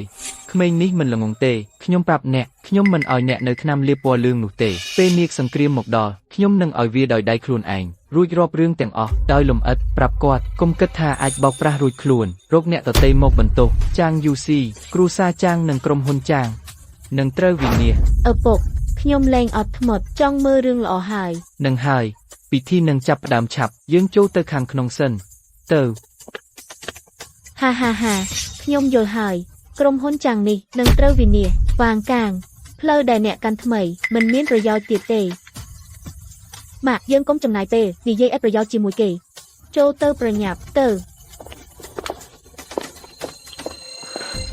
វ៉ាងកាងឥឡូវនេះធ្វើម៉េច អ្នកទើបតែថាជួខ្ញុំ ខ្ញុំជឿអ្នកតែឥឡូវស្ថានភាពនេះ ដូច្នេះចូលទៅជាមួយគ្នាទៅខ្ញុំធ្លាប់និយាយថ្ងៃនេះអ្នកនឹងក្លាយជាចំណុចកណ្ដាលភ្លឺបំផុតនៅក្នុងពិធីសូមបង្ហាញលិខិតអញ្ជើញមួយអាចចូលបាន2នាក់ យើងមានតែមួយអូមិននឹកស្មានថាពិតជាអ្នករកបានមួយតែលិខិតអញ្ជើញនេះចូលបានតែ2នាក់ទៀតត្រូវឈរនៅមុខទ្វារខ្យល់ត្រជាក់ម៉ាក់អញ្ចឹងអ្នកនឹងពោះវាងចូលទៅខ្ញុំនឹងបងជុនឆាំងមិនចូលទេ បាទទៅពុកខ្ញុំនឹងសៀវអាចមិនចាំបាច់ចូល ពោះវាងធ្វើម៉េចទៅ នោះមិនបានទេថ្ងៃនេះខ្ញុំមានរឿងសំខាន់ត្រូវការក្មេង2នាក់ធ្វើសាក្សី ប៉ុន្តែយើងមានតែសម្បត្តិអញ្ជើញមួយសន្លឹកយើងអាចចូលបានតែ2នាក់ ចាងយូស៊ីចៃដនខ្ញុំមានសម្បត្តិមួយសន្លឹកទៀតប្រសិនបើអ្នកព្រមលុតជង្គង់សុំទោសអ្នកទាំងអស់គ្នាខ្ញុំអាចពិចារណាឲ្យអ្នកមួយសន្លឹក ចាំងយូស៊ីឪពុកចិញ្ចឹមខ្ញុំទៅណាកំពុងឲ្យឱកាសអ្នកឲ្យអ្នកមានឱកាសដោយខ្លួនឯងជួបឡុងចាំសេងអញ្ចឹងអ្នកអាចដោយខ្លួនឯងសុំទោសគាត់ពោះវាងឯងធ្វើអី មើលទៅប្តីឯងបានជ្រើសរើសឲ្យឯងហើយ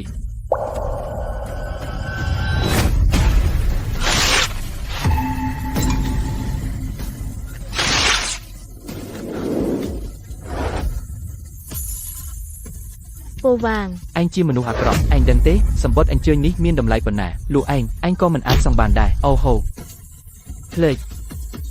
នេះនៅមានមួយសន្លឹកទៀត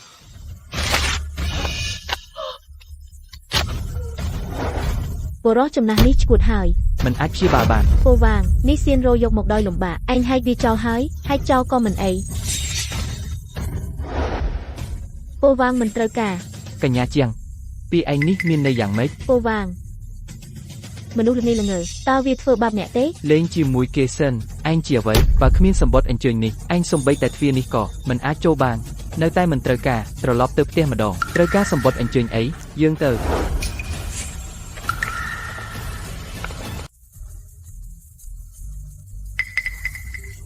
ពុកមើលគេទៅពិតជាដើរចូលទៅ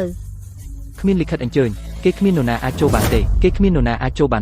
យើងនៅចាំមើលថាគេនឹងត្រូវបណ្ដេញចេញ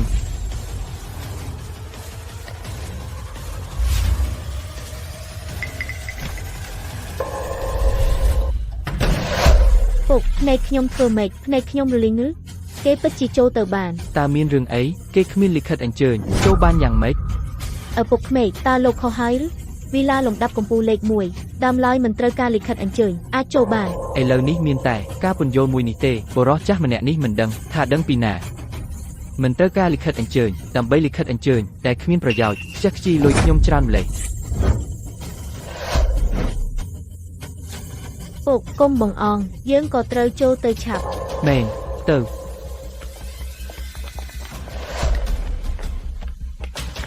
អ្នកសូមបង្ហាញលិខិតអញ្ជើញគ្មានលិខិតអញ្ជើញត្រូវហាមចូលទាំងអស់ថាម៉េចចូលត្រូវការលិខិតអញ្ជើញញឺ ចុះអ្នកទាំងនោះមានរឿងអីគេមិនបានបង្ហាញលិខិតអញ្ជើញគេចូលបានយ៉ាងម៉េចអ្នកទាំងពីរកំពុងលេងតែជាមួយយើងឬ គេមិនត្រូវការលិខិតអញ្ជើញតែអ្នកត្រូវការ ហេតុអ្វីបានជាយើងត្រូវការលិខិតអញ្ជើញគេមិនត្រូវការទេអ្នកទាំងពីរមិនមែនត្រូវគេទិញហើយមែនទេអ្នកដែលនៅទីនេះគឺជាមនុស្សសំខាន់នៅក្នុង King House អ្នកហ៊ានធ្វើរឿងបែបនេះ បាទ ត្រូវតែផ្ដោតចម្លើយឲ្យយើងបើមិនដូច្នោះទេអ្នកយាមទាំងពីរមិនអាចទ្រាំទ្របានទេតើអ្នកចង់បង្ករឿងទេហ៊ានបង្ករឿងនៅទីនេះគិតឲ្យបានល្អបើគ្មានលិខិតអញ្ជើញទេសូមចាក់ចេញភ្លាមបើមិនដូច្នោះទេកុំបន្ទោសយើងមិនគួរសមទេឯង មិនអីទេខ្ញុំនៅតែទៅយកលិខិតអញ្ជើញមកវិញ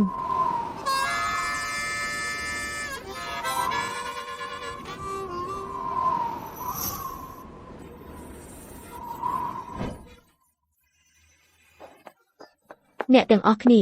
កុំបារម្ភរឿងតូចតាចនេះឪពុកក្មេក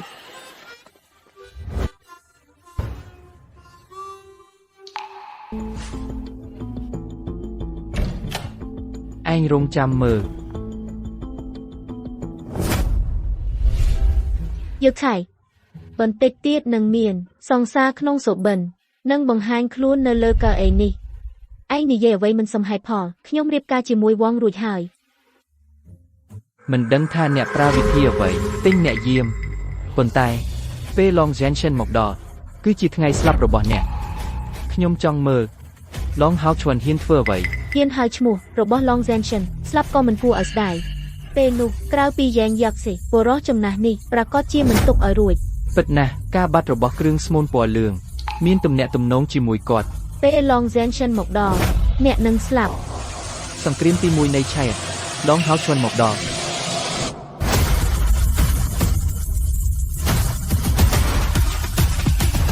អ្នកប្រាជ្ញឯកនៃតាស៊ីសៀវហុងយូអ្នកមានលេខ1នៃតាស៊ីចៅឈីងយួនគ្រូពេទ្យឯកនៃតាស៊ីបៃជីដាវមាន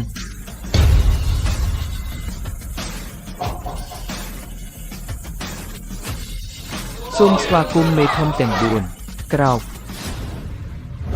ថ្ងៃនេះយើង4នាក់គឺមកអរគុណការណែនាំរបស់គ្រូរៀបចំពិធីជប់លៀងនេះឡើងដើម្បីអបអរការចូលនិវត្តន៍ដ៏មានកិត្តិយសរបស់លោកដើម្បីឲ្យលោកបានរស់នៅក្នុងភាពសុខសាន្តឥឡូវសូមអញ្ជើញគ្រូឡើងលើឆាកពួកយើងនឹងថ្វាយតែនឹងក្រាបថ្វាយបង្គំដើម្បីអរគុណគ្រូ ឈប់លោកឡុងចាន់សេន អ្នកជានរណាក្នុងពេលវេលាដ៏សំខាន់បែបនេះអ្នកមិនមានសិទ្ធិរំខានទេ លោកឡុងចាន់សេនខ្ញុំសូមទោសចំពោះការប្រហានរបស់ខ្ញុំប៉ុន្តែខ្ញុំនៅតែចង់ប្រាប់អ្នកប្រសិនបើកន្លែងដ៏ឧឡារិកនេះថ្ងៃនេះមានជនខុសខូចលីលំនៅទីនេះតើលោកនឹងធ្វើដូចម្តេច បើពិតជាមានមនុស្សខុសច្បាប់លីលំនៅទីនេះខ្ញុំឡុងហោសៀនប្រកាសជានឹងប្រើវិធានការខ្លាំងក្លាតើអ្នកដែលអ្នកនិយាយថាខុសច្បាប់នោះជានរណា គឺពួកគេបានប្រព្រឹត្តបទល្មើសអ្វី លោកឡុងចាន់សេនតើលោកមានមួយដុំគ្រឿងប៉ាសឺឡែនលឿងដែលជាគ្រឿងរាកទាន ពិតជាមានមួយ ដូច្នេះសូមសួរឥឡូវនេះនៅក្នុងដៃលោកទេ មិននៅ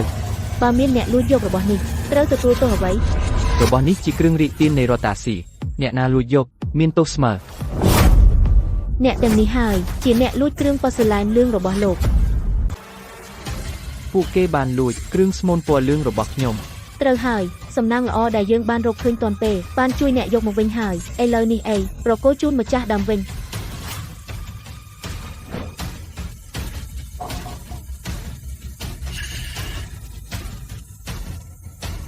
Long Chân Sen រឿងលួចគ្រឿងស្មូនពណ៌លឿងនេះត្រូវតែដាក់ទោសយ៉ាងធ្ងន់មិនអាចអត់អន់បានទេត្រូវហើយហ៊ានលួចរបស់អ្នកហ៊ានណាស់គ្មានច្បាប់ទុំមក ឡុងចាន់សេនខ្ញុំគិតថាអ្នកប្រហែលជាយល់ច្រឡំហើយយើងហ៊ានលួចយ៉ាងម៉េចរបស់អ្នករបស់គឺ ខ្ញុំជាអ្នកយកចេញមក ឡាវវ៉ាងអ្នក ហ៊ានសារភាពយ៉ាងអំនួតគ្រាន់តែចំណុចនេះខ្ញុំវិញគិតថាអ្នកជាបរិសុទ្ធពិត អីឪពុករបស់វ៉ាងជុនឆាំងហ៊ានលួចរបស់ឡុងចាន់សេនពិតជាឈួតណាស់អាយ៉ានេះនៅល្អបែកគ្នាហើយបើមិនដូច្នោះទេយើងនឹងត្រូវអូសចូលដែរ របស់ពិតជាខ្ញុំយកចេញមកតែមិនមែនលួចទេ នៅហ៊ានថាមិនមែនអ្នកលួចទេមនុស្សច្រើនយ៉ាងនេះបានឃើញហើយឡុងចាន់សេនក៏នៅទីនេះនៅថាមិនមែនអ្នកលួចទេនៅពេលដ៏សំខាន់នេះកុហកបែបនេះនៅមានប្រយោជន៍អី Long Chân Sen បរិសុទ្ធស្រីថោកទាបពីរនាក់នេះសហការគ្នាធ្វើអាក្រក់មិនត្រឹមតែជាដុំសាច់នៃឈីងជើរបស់ខ្ញុំទេថែមទាំងជាដុំសាច់នៃដាស៊ីរបស់ខ្ញុំទៀតមនុស្សប្រភេទនេះគួរតែត្រូវលុបបំបាត់ ឡុងចាន់សេនរឿងនេះគឺខ្ញុំម្នាក់ឯងធ្វើខ្ញុំស្ម័គ្រចិត្តប្រើក្រុមហ៊ុនចាងបរិច្ចាគទ្រព្យសម្បត្តិទាំងអស់គ្រាន់តែដូរយកឱកាសមួយ ចាងយូស៊ីអ្នកពិតជាស្ម័គ្រចិត្តយកក្រុមហ៊ុនចាងទ្រព្យសម្បត្តិទាំងអស់ គ្រាន់តែឡុងចាន់សេនអាចអត់ទោសរឿងនេះខ្ញុំសុខចិត្តធ្វើគ្រប់យ៉ាង យីស៊ីអ្នក យើងគឺជាគ្រួសារតែមួយអ្នកគឺជាប្តីរបស់ខ្ញុំ រឿងទាំងអស់យើងនឹងដោះស្រាយជាមួយគ្នា បានប្រពន្ធដូចនេះប្តីនឹងលែងសុំអ្វីទៀតមេឃប្រទានឲ្យខ្ញុំវាងកាំងមិនតិចទេ នេះនៅពេលណាហើយនៅតែមកធ្វើស្នេហ៍គ្នាទៀតចាំងយីស៊ីប្រសិនបើថ្ងៃនេះអ្នកបរិច្ចាគទ្រព្យសម្បត្តិចេញអ្នកនឹងក្លាយជាគ្មានលុយកាក់ស្ត្រីធម្មតាគ្មានលុយកាក់ក៏ដោយទ្រព្យសម្បត្តិគឺជារបស់ក្រៅខ្លួនអ្នកនៅតែមិនអាចតំណាងក្រុមហ៊ុនចាំងបានទេ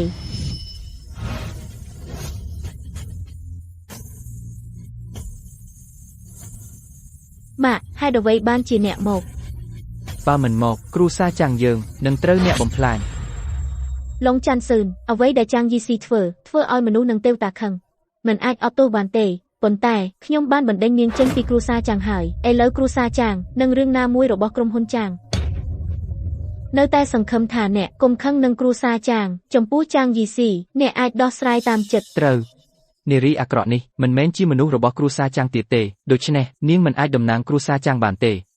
ចាំងយីស៊ីមើលទៅអ្នកលែងមានអ្វីពឹងផ្អែកទៀតហើយ នៅតែលោកយាយចាស់យកការច្បាស់ ប៉ុន្តែវត្ថុនេះពិតជាមិនមែនមកពីដៃរបស់ចាំងយីស៊ីទេនាងត្រូវបានបរិសម្នាក់បោកបញ្ឆោតយ៉ាងច្រើនក៏គ្រាន់តែជាអ្នកសំគំនិតសង្ឃឹមថាអ្នកមើលលើចំណុចនេះតាក់ទោសស្រាល អ្នកទាំងអស់គ្នាខុសហើយខ្ញុំមិនដែលនិយាយថាស្រោងពណ៌លឿងរបស់ខ្ញុំត្រូវបានគេលួច មិនអាចទេបើមិនត្រូវគេលួចស្រោងពណ៌លឿងរបស់អ្នកមិនក៏ធ្លាក់ទៅតែអ្នកអត់ទេវិញ ខ្ញុំបានឲ្យទៅហើយ អ្នកបានផ្ញើរួចហើយ បាទខ្ញុំបានផ្ញើតាំងពីយូរមកហើយដូច្នេះមកពីណាថាគេលួច ចុះលោកបានផ្ញើឲ្យអ្នកណា គ្រូរបស់ខ្ញុំ គ្រូរបស់លោកគឺជាគ្រូដ៏អស្ចារ្យនៃរាជវង្សសៀ អីក៏គ្រូដ៏អស្ចារ្យនៃរាជវង្សសៀគ្រាន់តែជាអ្វីដែលគេហៅប៉ុណ្ណោះគ្រូរបស់ខ្ញុំគឺជាមនុស្សសុភាពមិនដែលប្រើឈ្មោះនោះទេ បាននិយាយថារបស់នេះបានផ្ញើឲ្យគ្រូរបស់លោកដូច្នេះស្លាបព្រាពណ៌លឿងនេះហេតុអីក៏នៅក្នុងដៃគាត់ ឬគាត់បានលួចពីដៃគ្រូរបស់លោកលងច័ន្ទសេន លោកវាងតើរឿងនេះយ៉ាងម៉េចទៅប្រកាសណាស់មិនមែនអ្នកលួចទេ ពិតណាស់មិនមែនប៉ុន្តែពេលនេះវាមិនសំខាន់ទេអ្វីដែលសំខាន់គឺរវាងអ្នកនិងខ្ញុំ រវាងអ្នកនិងខ្ញុំ យូស៊ីតើអ្នកព្រមរៀបការជាមួយខ្ញុំទេ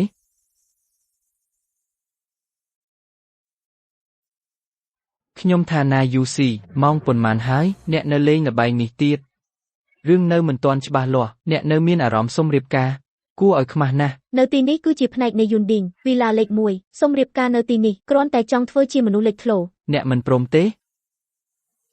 លោកវាងអ្នកនិយាយអីចម្លែកខ្ញុំបានរៀបការជាមួយអ្នកហើយណាអ្នកនៅរៀបចំរឿងនេះទៀត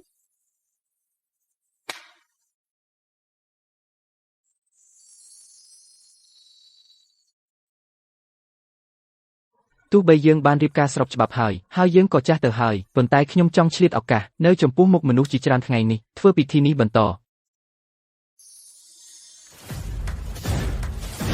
ពួកគេហ៊ានឡើងលើឆាកគាត់ពិតជាហ៊ានឡើងទៅ មើលទៅហើយខ្ញុំគ្មានឱកាសទេហើយអូអ៊ំឈៀងលោកអ៊ំថាពាក្យនេះមានន័យដូចម្ដេចខ្ញុំនេះកំពុងនិយាយពីម៉ាក់ល្អរបស់ឯងទេនាងនេះបានរកឃើញមនុស្សម្នាក់នៅក្នុងពិភពលោកជាបុរសដែលគ្រប់គ្នាច្រណែនបំផុត ឯងនិយាយពីឪពុកខ្ញុំ ឯងមិនដឹងទេបុរសចាស់នេះលាក់ខ្លួនជ្រៅណាស់សំបីតែកូនប្រុសរបស់គាត់ក៏មិនដឹងដែរ ឪពុកខ្ញុំមានអ្វីអត្តសញ្ញាណសម្ងាត់ ឯងនឹងដឹងភ្លាម វាងកាំងឯងក្លាហានណាស់លងច័ន្ទសឿនគ្រប់គ្នានៅលើឆាកឯងហ៊ានឈរឡើងនៅទីនោះ ចាំងយូស៊ីឯងឈួតហើយឬឯងចុះមកឲ្យលឿន គឺចុះមក ឡាវវាងយើងចុះទៅវិញលឿនយើងចុះទៅវិញលឿន ហេតុអ្វីបានជាចុះទៅថ្ងៃនេះឯងជាអ្នកសំខាន់ ខ្ញុំ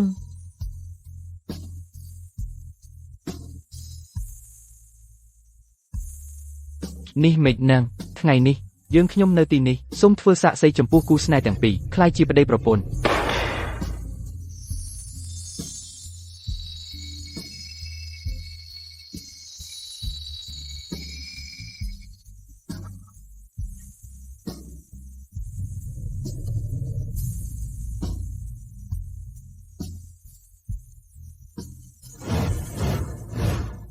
សូមអបអរសាទរគ្រូនិងម្ដាយគ្រូបានរៀបការសប្បាយ ឡាវវាងឯងពិតជា បាទខ្ញុំត្រូវតែខំប្រឹងឲ្យសមនឹងឯង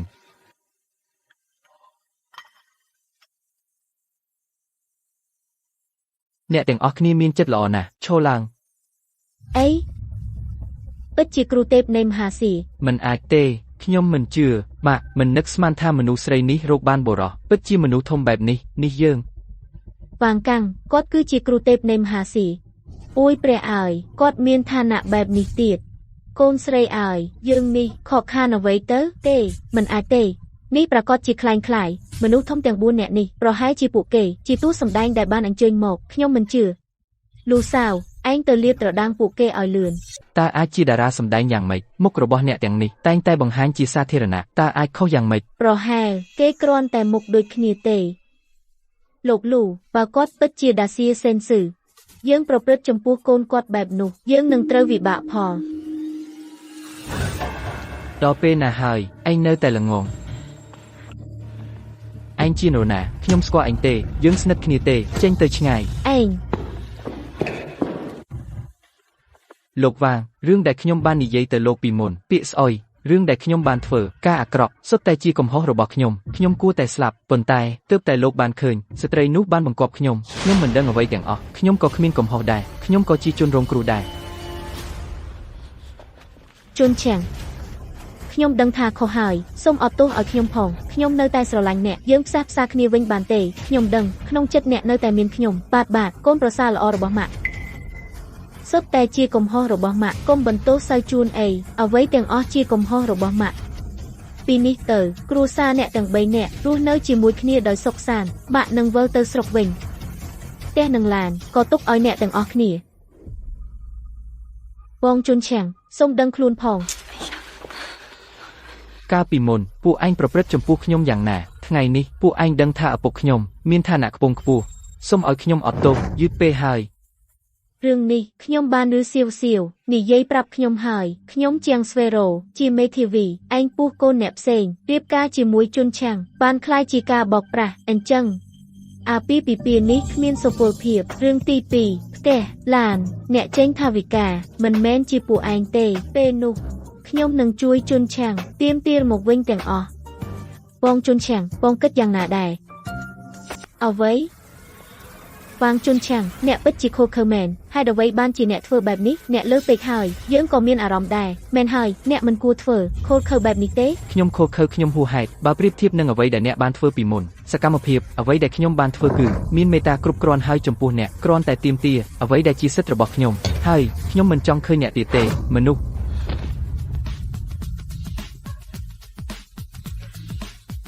ហេតុអ្វីបានជារឿងនេះជន់ឆាំងលែងខ្ញុំ លោកវាងនិងអ្នកស្រីចាងគឺជាកំហុសរបស់យើងនេះគ្រាន់តែជាការយល់ច្រឡំមួយត្រូវសុទ្ធតែជាការយល់ច្រឡំ UC សុំទោសសុទ្ធតែជាកំហុសរបស់យើងអ្នកជាមនុស្សធំគុំយករឿងតូចមកដាក់សូមអត់ទោសឲ្យយើង យើងក៏មិនដឹងដែរមិនដឹងថាលោកវាងជាមនុស្សសំខាន់ទើបមានការយល់ច្រឡំគាត់លួចគ្រឿងស្រោយពណ៌លឿងអ្នកមិនមែនចង់បណ្ដេញខ្ញុំទេអូ មិនហ៊ានទេយើងទាំងអស់គ្នាជាដៃគូអស់រយៈពេលច្រើនឆ្នាំយើងនៅតែត្រូវបន្តសហការមែនហើយឆេងជូវត្រូវការអ្នកខ្លាំងណាស់ ប៉ុន្តែខ្ញុំមិនត្រូវការអ្នកទៀតទេ ក្រុមហិរញ្ញវត្ថុដំបូងគេនៃដាសៀនឹងគ្រប់គ្រងយ៉ាងពេញលេញចំពោះគ្រូភរិយាបង្កើតសហគ្រាស ខ្ញុំនឹងធ្វើការស៊ើបអង្កេតយ៉ាងម៉ត់ចត់សហគ្រាសរបស់អ្នកនៅឆេងជូវតើមានកំណត់ត្រាបទល្មើសឬទេប្រសិនបើមានខ្ញុំនឹងមិនធ្វើឲ្យធ្ងន់ធ្ងរទេ ប៉ាមិនមិនទាន់រត់ទៅបាទ UCI គឺជាកំហុសរបស់ម៉ាក់កូនអត់ទោសឲ្យម៉ាក់ឥឡូវនេះខ្ញុំនឹងប្រកល់តំណែងម្ចាស់គ្រួសារចាងជូនទៅកូនវិញ មែនហើយប្អូនស្រីគឺបងប្រុសធំវង្វេងសូមអត់ទោសឲ្យយើង ក្រុមហ៊ុនចាងគឺជាអ្វីដែលខ្ញុំបានបង្កើតដោយដៃខ្លួនឯងគឺជារបស់ខ្ញុំអ្នកយកវាមិនបានទេ ជន់ឆាំងជួបជាមួយបងប្អូនអ្នក បងជន់ឆាំងទៅចុះ ល្អ